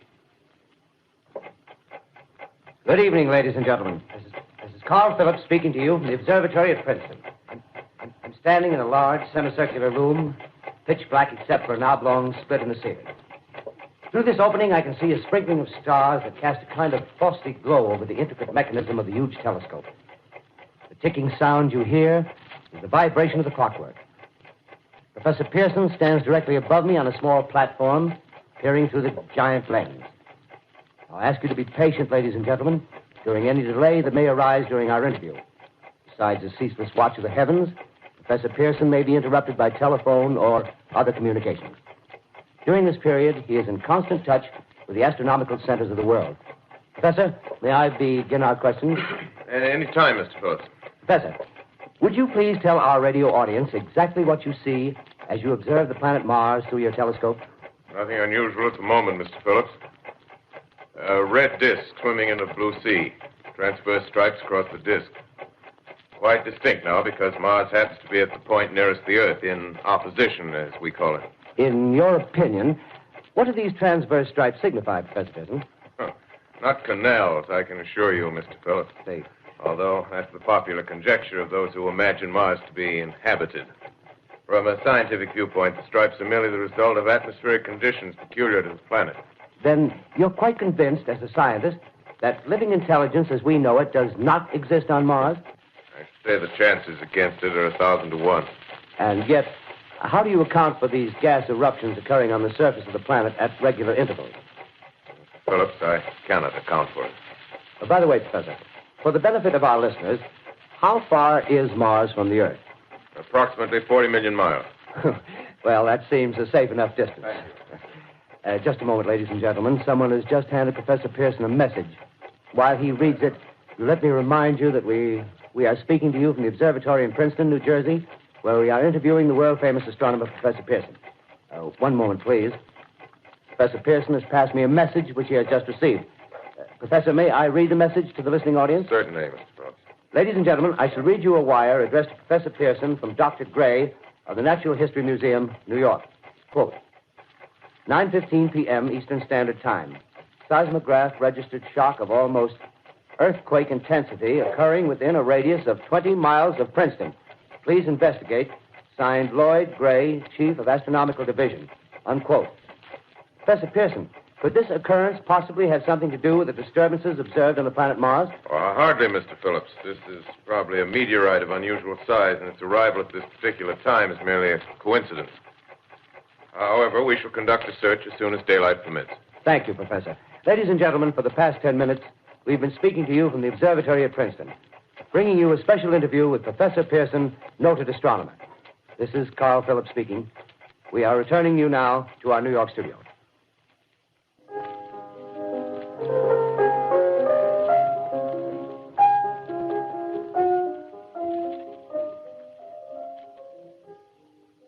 Ladies and gentlemen, here is the latest bulletin from the Intercontinental Radio News. Toronto, Canada. Professor Morse of Macmillan University reports observing a total of 3 explosions on the planet Mars between the hours of 7:45 p.m. and 9:20 p.m. Eastern Standard Time. This confirms earlier reports received from American observatories. Now, nearer home, comes a special bulletin from Trenton, New Jersey. It is reported that at 8:50 p.m., a huge flaming object, believed to be a meteorite, fell on a farm in the neighborhood of Grover's Mill, New Jersey, 22 miles from Trenton. The flash in the sky was visible within a radius of several hundred miles, and the noise of the impact was heard as far north as Elizabeth. We have dispatched a special mobile unit to the scene, and we'll have our commentator, Carl Phillips, give you a word picture of the scene as soon as he can reach there from Princeton. In the meantime, we take you to the Hotel Martinet in Brooklyn, where Bobby Millett and his orchestra are offering a program of dance music.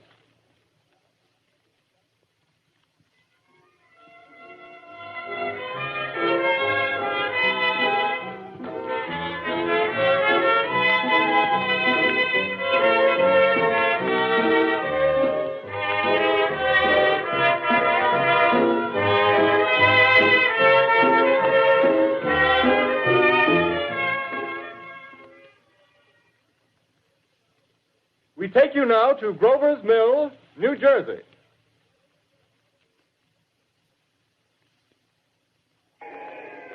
Ladies and gentlemen, this is Carl Phillips again, out at the Wilmot Farm, Grover's Mill, New Jersey.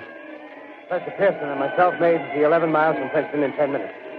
Well, I hardly know where to begin. To paint for you a word picture of the strange scene before my eyes, like something out of a modern Arabian Nights. Well, I just got here. I haven't had a chance to look around yet. I guess that's it. Yes, I guess that's the thing directly in front of me, half buried in a vast pit. Must have struck with terrific force. The ground is covered with splinters of a tree. It must have struck on its way down. But I can see the object itself doesn't look very much like a meteor. At least not the meteors I've seen. It looks more like a huge cylinder. Has a diameter of, what would you say, Professor Pearson? What's that? What would you say, what's the diameter of this? About 30 yards. About 30 yards. The metal on the sheath is, well, I've never seen anything like it. The color is sort of yellowish white. Its curious spectators now are pressing close to the object in spite of the efforts of the police to keep them back. Getting in front of my line of vision. Would you mind standing one side, please? While the police are pushing the crowd back. Here's Mr. Wilmot, owner of the farm here. He may have some interesting facts to add. Mr. Wilmot, would you please tell the radio audience as much as you remember of this rather unusual visitor that dropped in your backyard? A step closer, please. Ladies and gentlemen, this is Mr. Wilmot. Well, I was listening to the radio. Closer and louder, please. Pardon me? Louder, please, closer. Yes. I was listening to the radio and kind of drowsing. That professor fellow was talking about Mars, so I was half chosen and half... Yes, Mr. Wilmot, and then what happened? Well, as I was saying, I was listening to the radio, kind of halfway. Yes, Mr. Wilmot, and then you saw something. Well, not first off. I heard something. And what did you hear? A hissing sound like this. Kind of like a 4th of July rocket. Yes, then what? I turned my head out the window and would have sworn I was to sleep and dreaming. Yes? I seen a kind of greenish streak and then zingo. Something smacked the ground, knocked me clear out of my chair. Well, were you frightened, Mr. Wilmot? Well, I ain't quite sure. I reckon I was kind of riled. Well, thank you, Mr. Wilmot. Thank you very much. Yeah, you want me to tell No, that's quite all right. That's plenty. Ladies and gentlemen, you've just heard Mr. Wilmot, owner of the farm where this thing has fallen.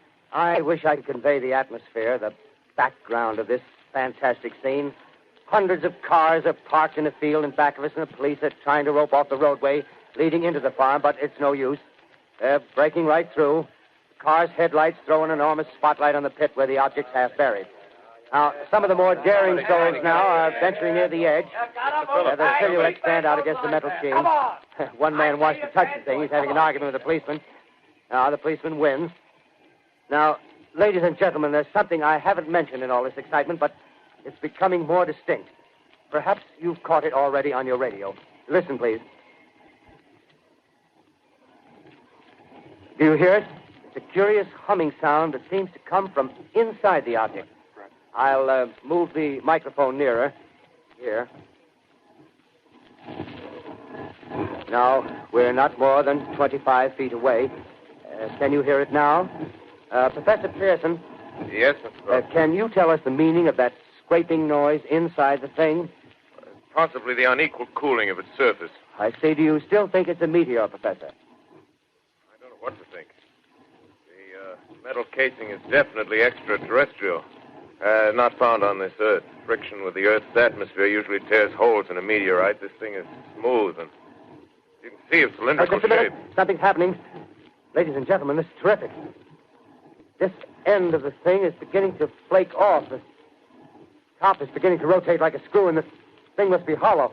He's moving. Keep back there. Keep back there. Keep those men back. Keep back there. Keep those idiots back. Take off. The top's loose. Look out there. Stand back. Ladies and gentlemen, this is the most terrifying thing I've ever witnessed. Wait a minute. Someone calling someone or something. I can see turning out of that black hole two luminous discs. The eyes, it might be a face, might be almost Good heavens, something wriggling out of the shadow like a gray snake.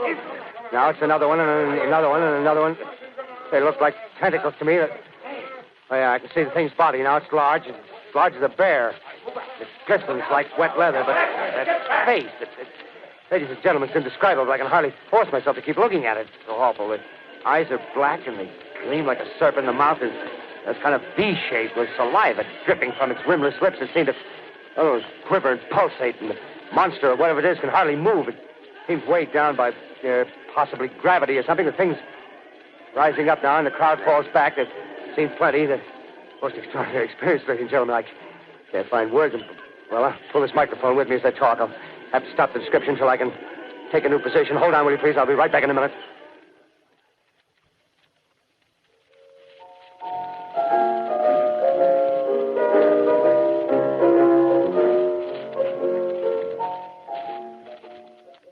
We are bringing you an eyewitness account of what's happening on the Wilmuth Farm, Grover's Mill, New Jersey.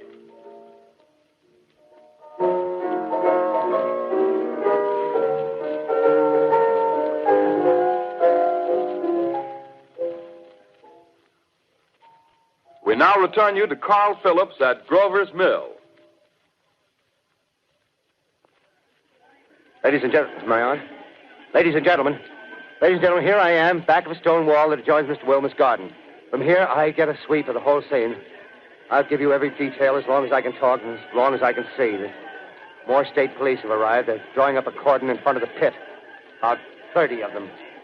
No need to push the crowd back now. They're willing to keep their distance. The captain's conferring with someone. Can't quite see who. Oh, yes, I believe it's Professor Pearson. Yes, it is. Now they've parted, and the professor moves around one side, studying the object while the captain and two policemen advance with something in their hands. I can see it now. It's a white handkerchief tied to a pole. Flag of truce. If those creatures know what that means, what anything means. Wait a minute, something's happening. Humped shape is rising out of the pit. I can make out a small beam of light against a mirror. What's that? There's a jet of flame springing from the mirror, and it leaps right at the advancing men. It strikes them head on. Lord, they're turning into flames. Now the whole field's caught up by the woods, the barns, the gas tanks of the automobiles spreading everywhere. It's coming this way now, about 20 yards to my right.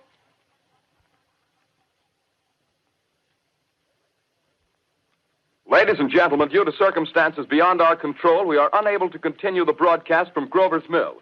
Evidently, there's some difficulty with our field transmission. However, we will return to that point at the earliest opportunity. In the meantime, we have a late bulletin from San Diego, California. Professor Indelkoffer, speaking at a dinner of the California Astronomical Society, expressed the opinion that the explosions on Mars are undoubtedly nothing more than severe volcanic disturbances on the surface of the planet. We continue now with our piano interlude.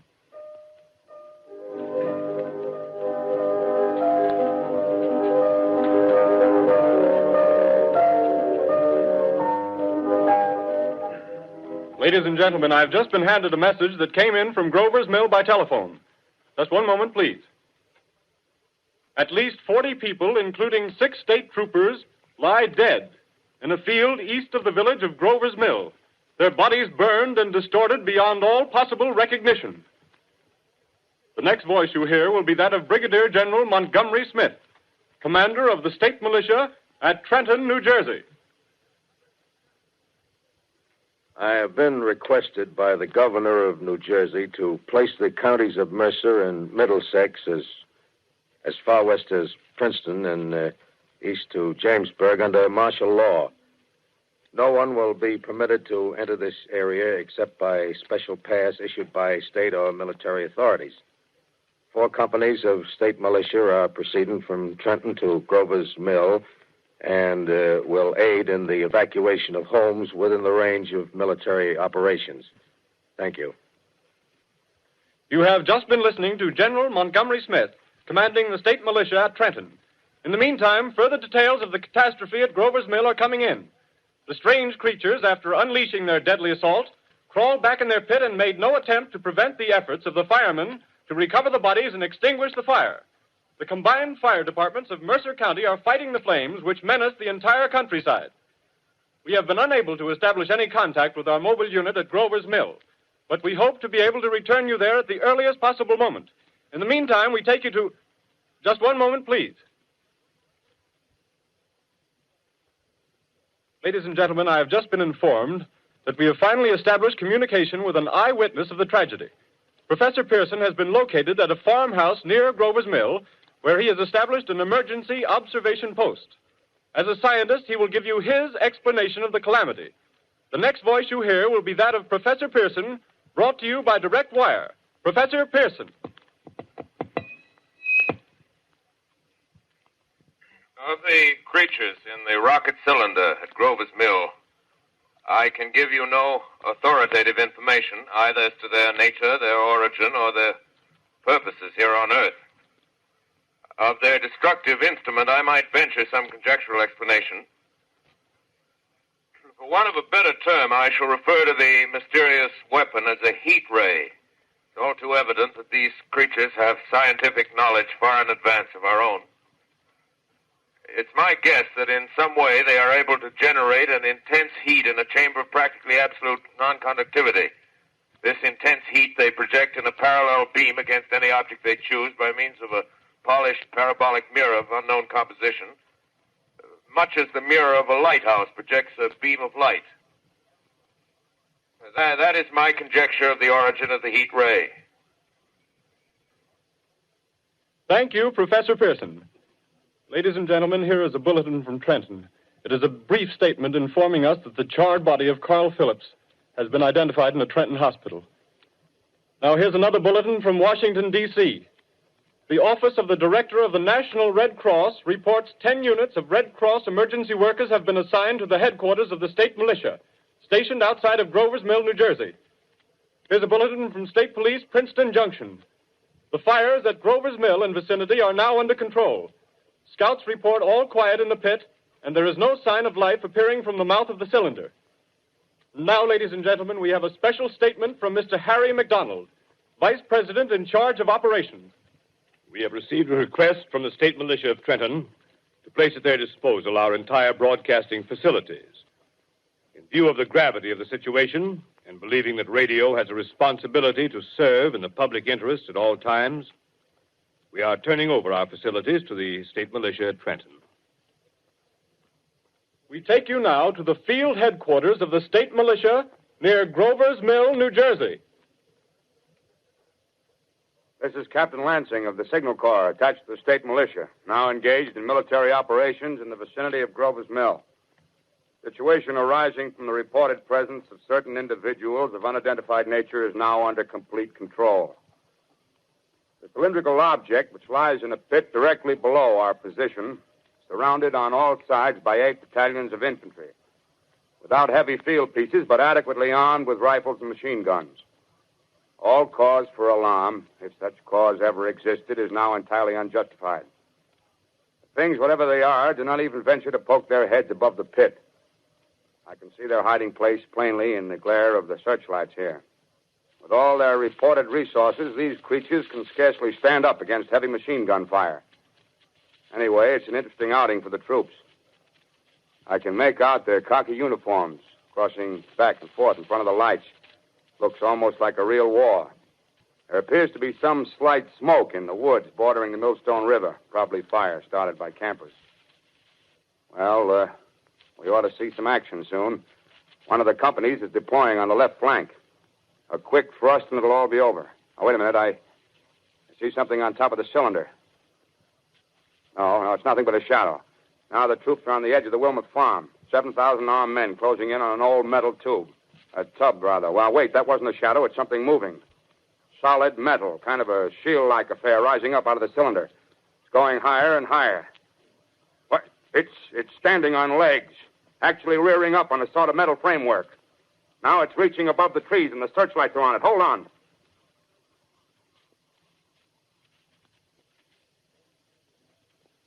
Ladies and gentlemen, I have a grave announcement to make. Incredible as it may seem, both the observations of science and the evidence of our eyes lead to the inescapable assumption that those strange beings who landed in the Jersey farmlands tonight are the vanguard of an invading army from the planet Mars. The battle which took place tonight at Grover Mills has ended in one of the most startling defeats ever suffered by an army in modern times. 7,000 men armed with rifles and machine guns pitted against a single fighting machine of the invaders from Mars. 120 known survivors. The rest strewn over the battle area from Grover's Mill to Plainsboro, crushed and trampled to death under the metal feet of the monster, or burned to cinders by its heat ray. The monster is now in control of the middle section of New Jersey and has effectively cut the state through its center. Communication lines are down from Pennsylvania to the Atlantic Ocean. Railroad tracks are torn and service from New York to Philadelphia discontinued, except routing some of the trains through Allerton and Phoenixville. Highways to the north, south, and west are clogged with frantic human traffic. Police and army reserves are unable to control the mad flight. By morning, the fugitives will have swelled Philadelphia, Camden, and Trenton. It is estimated to twice their normal population. Martial law prevails throughout New Jersey and eastern Pennsylvania. At this time, we take you to Washington for a special broadcast on the national emergency. The Secretary of the Interior. Citizens of the nation, I shall not try to conceal the gravity of the situation that confronts the country, nor the concern of your government in protecting the lives and property of its people. However, I wish to impress upon you, private citizens and public officials, all of you, the urgent need of calm and resourceful action. Fortunately, this formidable enemy is still confined to a comparatively small area, and we may place our faith in the military forces to keep them there.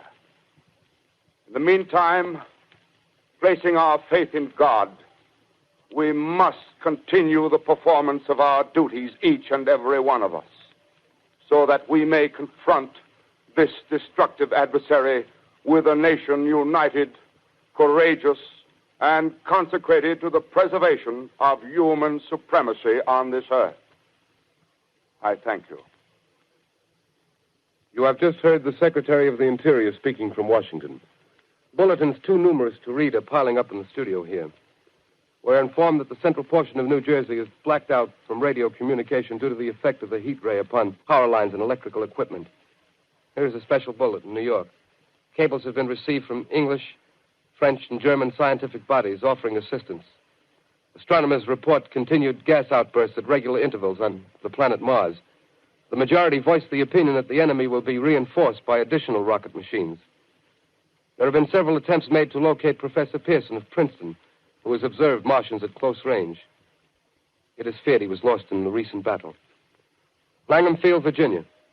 Scouting planes report 3 Martian machines visible above treetops, moving north toward Somerville with population fleeing ahead of them. The heat ray is not in use, although advancing at express train speed, invaders pick their way carefully. They seem to be making a conscious effort to avoid destruction of cities and countryside. However, they stop to uproot power lines, bridges, and railroad tracks.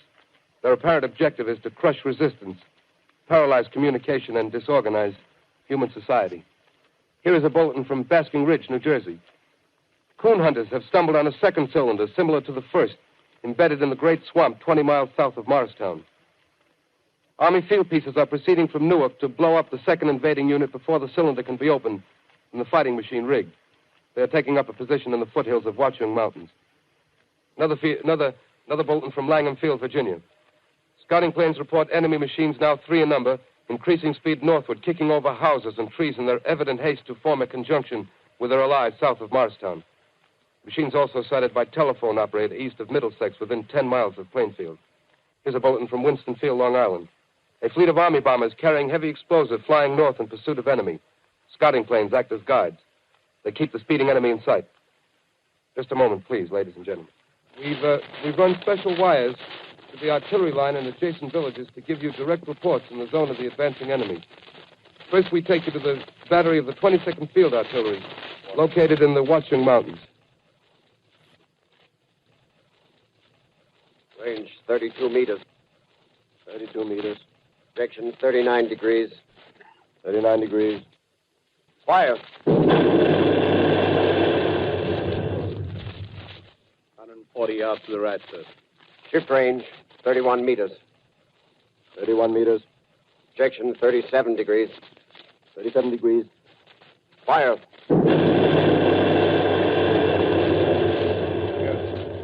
Hit, sir. Got the tripod of one of them. They're stopped. The others are trying to repair it. Quick, get the range. Shift 30 meters. 30 meters. Projection 27 degrees. 27 degrees. Fire.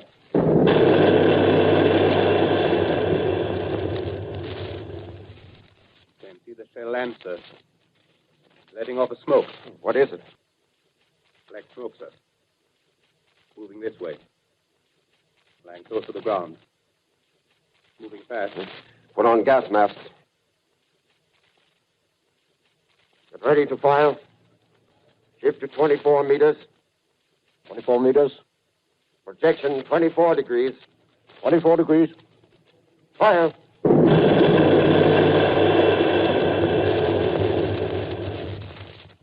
They can't see, sir. Smoke's coming nearer. Get the range. 23 meters. 23 meters. 23 meters.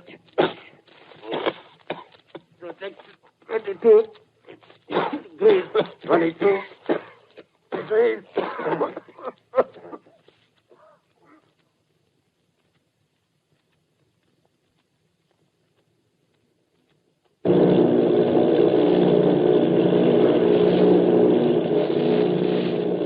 Army bombing plane V-843 off Bayonne, New Jersey. Lieutenant Vogt, commanding 8 bombers, reporting to Commander Fairfax, Langham Field. This is Vogt reporting to Commander Fairfax, Langham Field. Enemy tripod machines now in sight. Reinforced by 3 machines from the Morristown cylinder. 6 altogether. 1 machine partially crippled. Believed hit by shell from Army gun in Watchung Mountains. Guns now appear silent. A heavy black fog hanging close to the earth of extreme density, nature unknown. No sign of heat ray. Enemy now turns east, crossing Passaic River into the Jersey marshes. Another straddles the Pulaski Skyway. Evident objective is New York City. They're pushing down a high-tension power station. Machines are close together now, and we're ready to attack. Planes circling, ready to strike.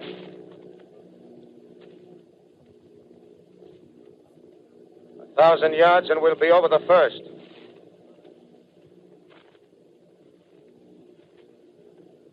$800 yards.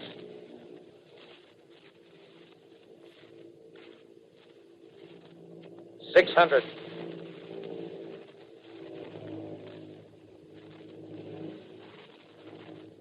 $400. $200. There they go. The giant arm raised. Green flash. They're spraying us with flame. 2,000 feet. Engines are giving out. No chance to release bombs. Only one thing left. Drop on them, plane and all. We're diving on the first one. Now the engine's gone. 8.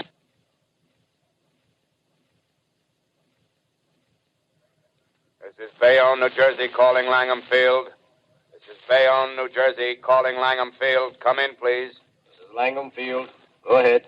8 Army bombers in engagement with enemy tripod machines over Jersey Flats. Engines incapacitated by heat ray. All crashed. 1 enemy machine destroyed. Enemy now discharging heavy black smoke in direction of... This is Newark, New Jersey.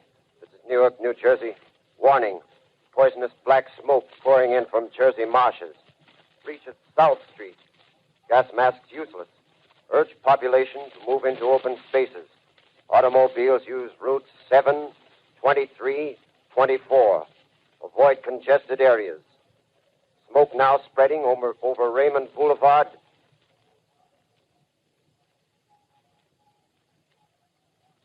...2X2L calling CQ, 2X2L calling CQ, 2X2L calling 8X3R. Come in, please. This is 8X3R coming back at 2X2L. How's reception? How's reception? K, please. Where are you, 8X3R? What's the matter? Where are you?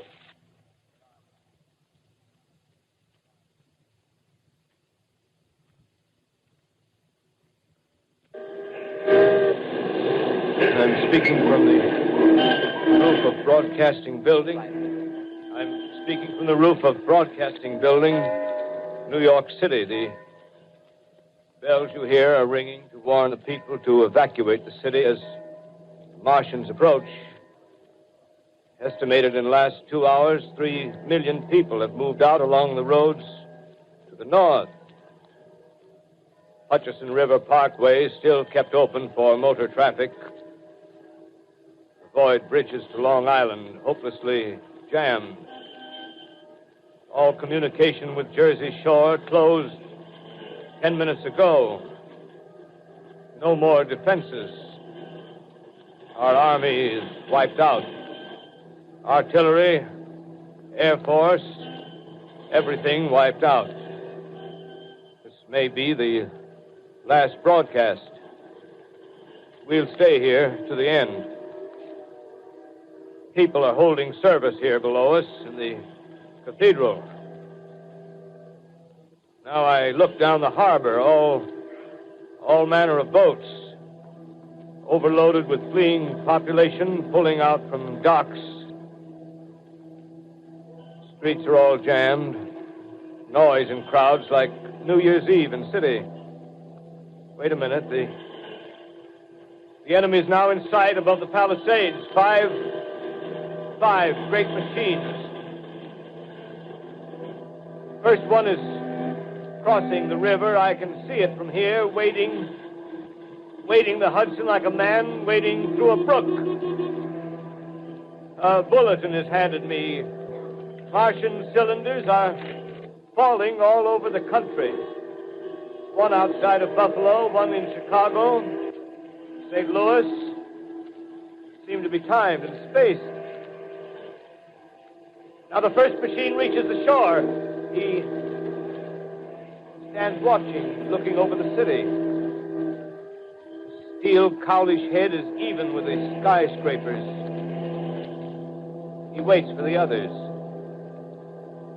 They rise like a line of new towers on the city's west side. Now they're lifting their metal hands. This is the end now. Smoke comes out, black smoke drifting over the city. People in the streets see it now. They're running toward the East River, thousands of them, dropping in like rats. Now the smoke's spreading faster. It's reached Times Square. People are trying to run away from it, but it's no use. They're falling like flies. Now the smoke's crossing 6th Avenue, 5th Avenue. 100 yards away. It's 50 feet.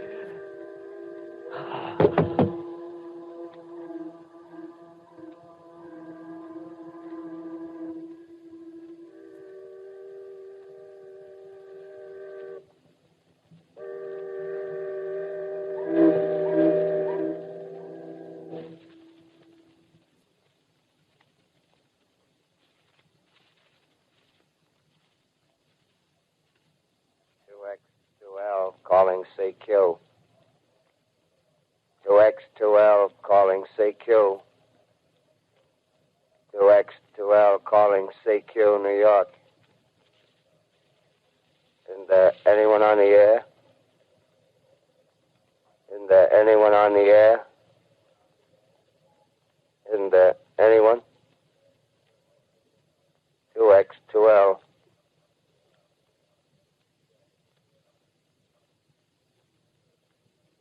You are listening to a CBS presentation of Orson Welles and the Mercury Theater on the Air in an original dramatization of The War of the Worlds by H.G. Wells. The performance will continue after a brief intermission. This is the Columbia Broadcasting System. The War of the Worlds by H.G. Wells, starring Orson Welles and the Mercury Theater on the Air.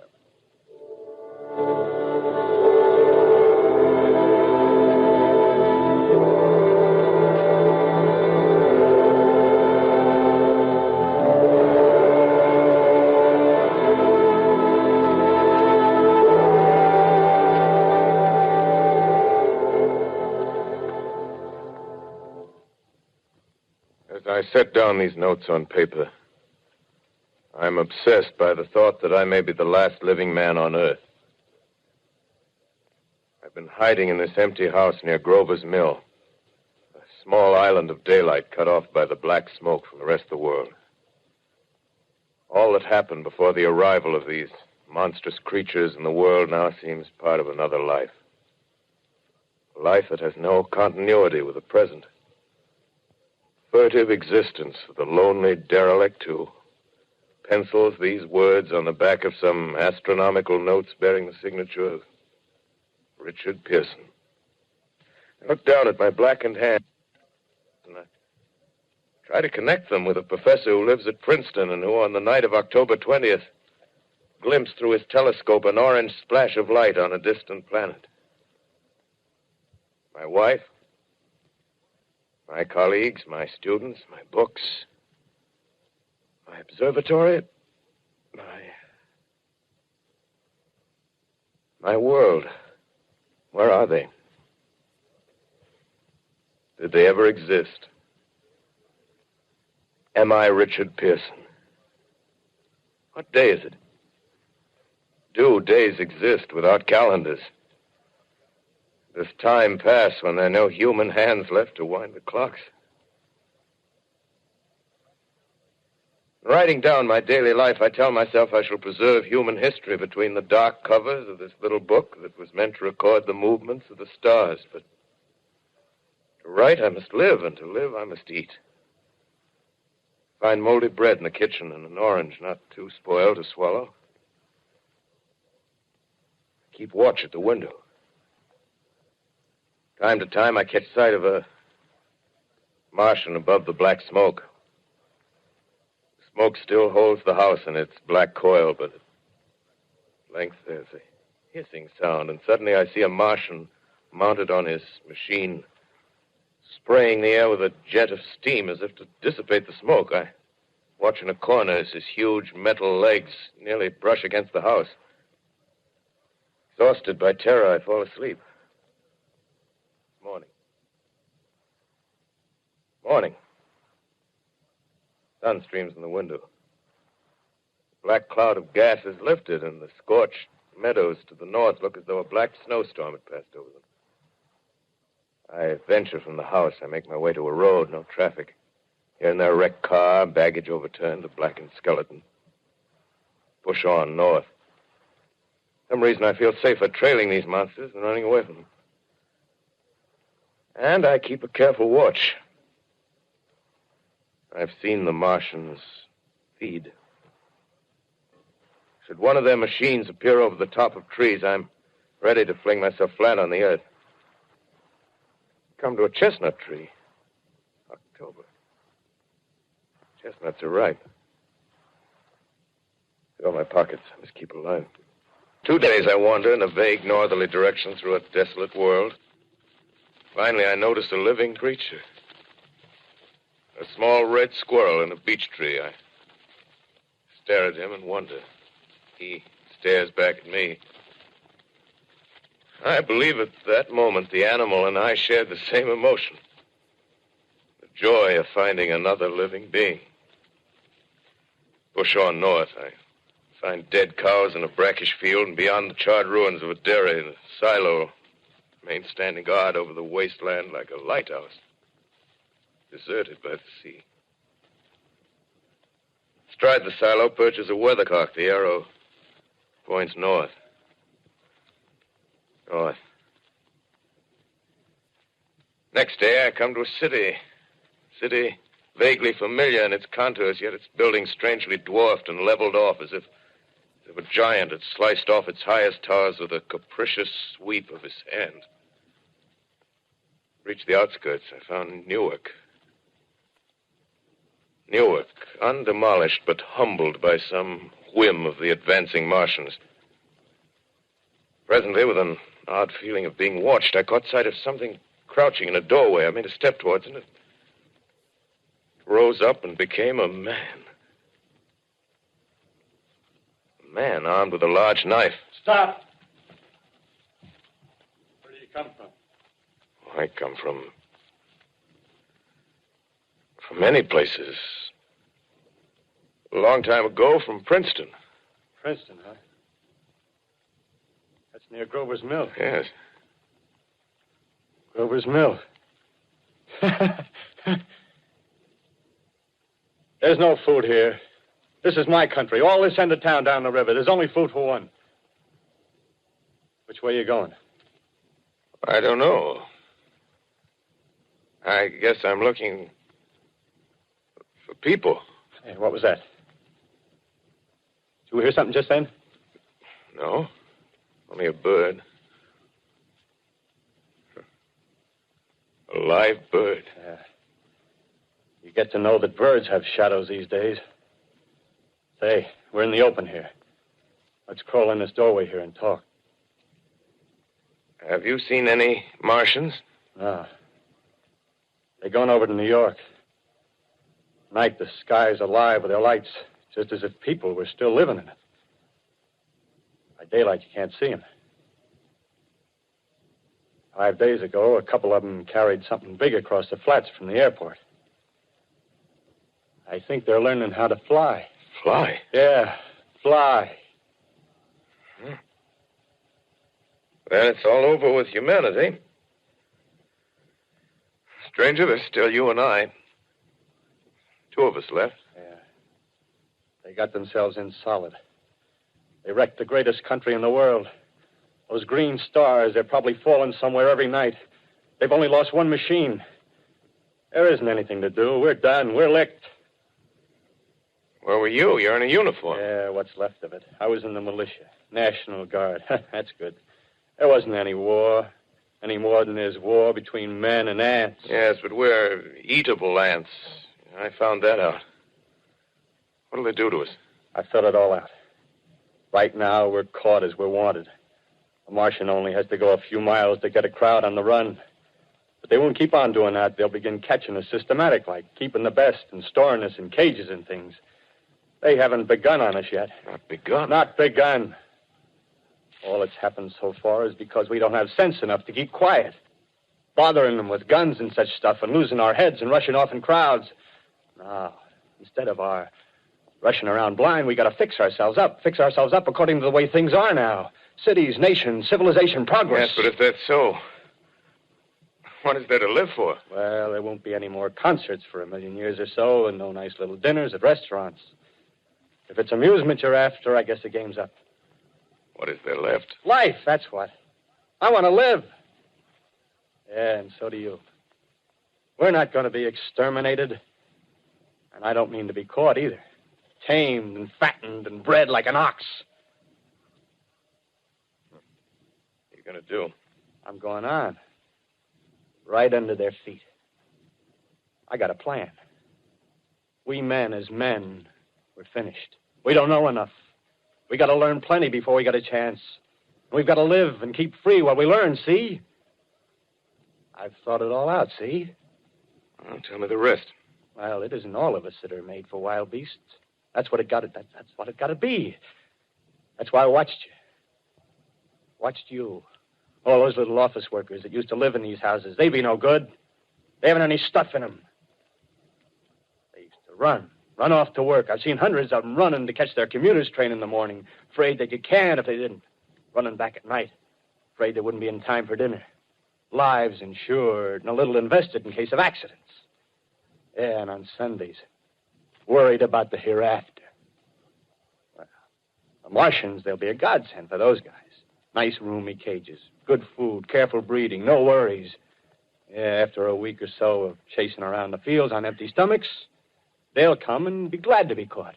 You've thought it all out, haven't you? Sure, you bet I have. That isn't all. These Martians are going to make pets of some of them. Train them to do tricks. Who knows, get sentimental over the pet boy who grew up and had to be killed. Yeah, and some maybe, they'll train to hunt us. Oh, no, it's impossible. Human Yes, they will. There's men who do it gladly. If one of them ever comes after me, by... In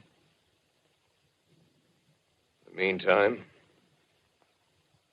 you and I and others like us, where are we to live when the Martians own the Earth? I got it all figured out. We'll live underground. I've been thinking about the sewers. Under New York, there are miles and miles of them. The main ones, they're big enough for anybody. Then there's cellars, vaults, underground storerooms, railway tunnels, subways. You begin to see, huh? We'll get a bunch of strong men together. No weaklings. That rubbish, out. As you meant me to go. All right. Give you a chance, didn't I? Won't quarrel about that. Go on. Well, we got to make safe places for us to stay in, see? Get all the books we can. Science books. That's where men like you come in, see? We raid the museums. We'll even spy on the Martians. May not be so much we have to learn before... Listen. Just imagine this. 4 or 5 of their own fighting machines suddenly start off. Heat rays right and left. Not a Martian in them. Not a Martian in them, see? But men. Men who've learned the way how. May even be in our time. Gee. Imagine having one of them lovely things with a heat ray wide and free. We'd turn it on Martians. We'd turn it on men. We'd bring everybody down on their knees. That's your plan. You, me, a few more of us. We'd own the world. I see. Hey. Hey, what's the matter? Where are you going? Not to your world. Bye, stranger. Well, after parting with the artilleryman, I came at last to the Holland Tunnel, entered that silent tube. Anxious to know the fate of the great city on the other side of the Hudson. Cautiously, I came out of the tunnel and made my way up Canal Street. Reached 14th Street, and there again were black powder and several bodies and an evil, ominous smell from the gratings of the cellars of some of the houses. I wandered up through the 30s and 40s, stood alone on Times Square. Caught sight of a lean dog running down 7th Avenue with a piece of dark brown meat in his jaws and a pack of starving mongrels at his heels. Made a wide circle around me as though he feared I might prove a fresh competitor. Walked up Broadway in the direction of that strange powder past silent shop windows, displaying their mute wares to empty sidewalks. Past the Capitol Theater, silent, dark. Past a shooting gallery where a row of empty guns faced an arrested line of wooden ducks. Near Columbus Circle, I noticed models of 1939 motor cars in the showrooms facing empty streets. Over the top of the General Motors building, I watched a flock of black birds circling in the sky. Hurried on. Suddenly, I caught sight of the hood of a Martian machine, standing somewhere in Central Park, gleaming in the late afternoon sun. An insane idea. I rushed recklessly across Columbus Circle and into the park. I climbed a small hill above the pond at 60th Street, and from there I could see, standing in a silent row along the mall, 19 of those great metal titans, their cowls empty, their steel arms hanging listlessly by their sides. I looked in vain for the monsters that inhabit those machines. Suddenly, my eyes were attracted to the immense flock of black birds that hovered directly below me. They circled to the ground. And there before my eyes, stark and silent, lay the Martians with the hungry birds pecking and tearing brown shreds of flesh from their dead bodies. Later, when their bodies were examined in laboratories, it was found that they were killed by the putrefactive and disease bacteria against which their systems were unprepared. Slain, after all, man's defenses had failed by the humblest thing that God, His wisdom, has put upon this earth.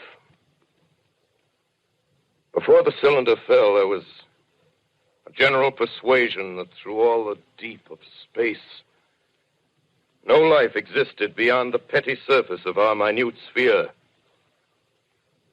Now we see further. Dim and wonderful is the vision I've conjured up in my mind of life spreading slowly from this little seedbed of the solar system throughout the inanimate vastnesses of sidereal space. But a remote dream, maybe that the destruction of the Martians is only a reprieve to them and not to us. Is the future ordained, perhaps?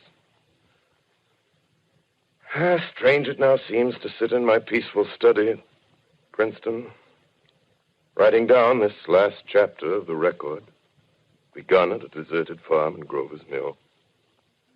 Strange to watch children playing in the streets. Strange to see young people strolling on the green where the new spring grass heals the last black scars of a bruised earth. Strange to watch the sightseers enter the museum where the dissembled parts of a Martian machine are kept on public view. Strange when I recall the time when I first saw it. Bright and clean-cut, hard and silent under the dawn of that last great day.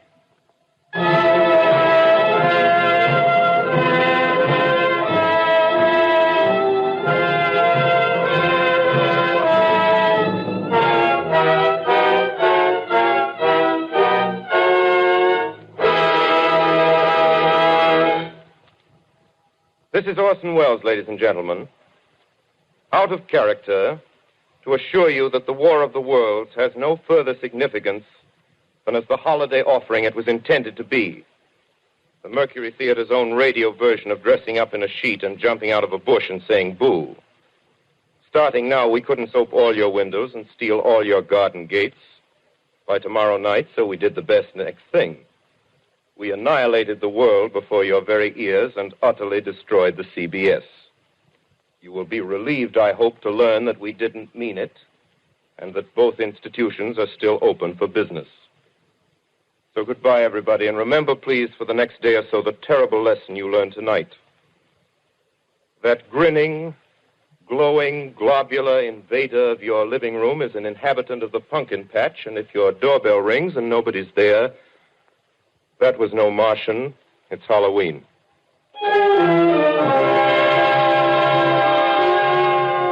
Tonight, the Columbia Broadcasting System and its affiliated stations coast to coast has brought you The War of the Worlds by H.G. Wells, the 17th in its weekly series of dramatic broadcasts featuring Orson Welles and the Mercury Theater on the air. Next week, we present a dramatization of 3 famous short stories. This is the Columbia Broadcasting System.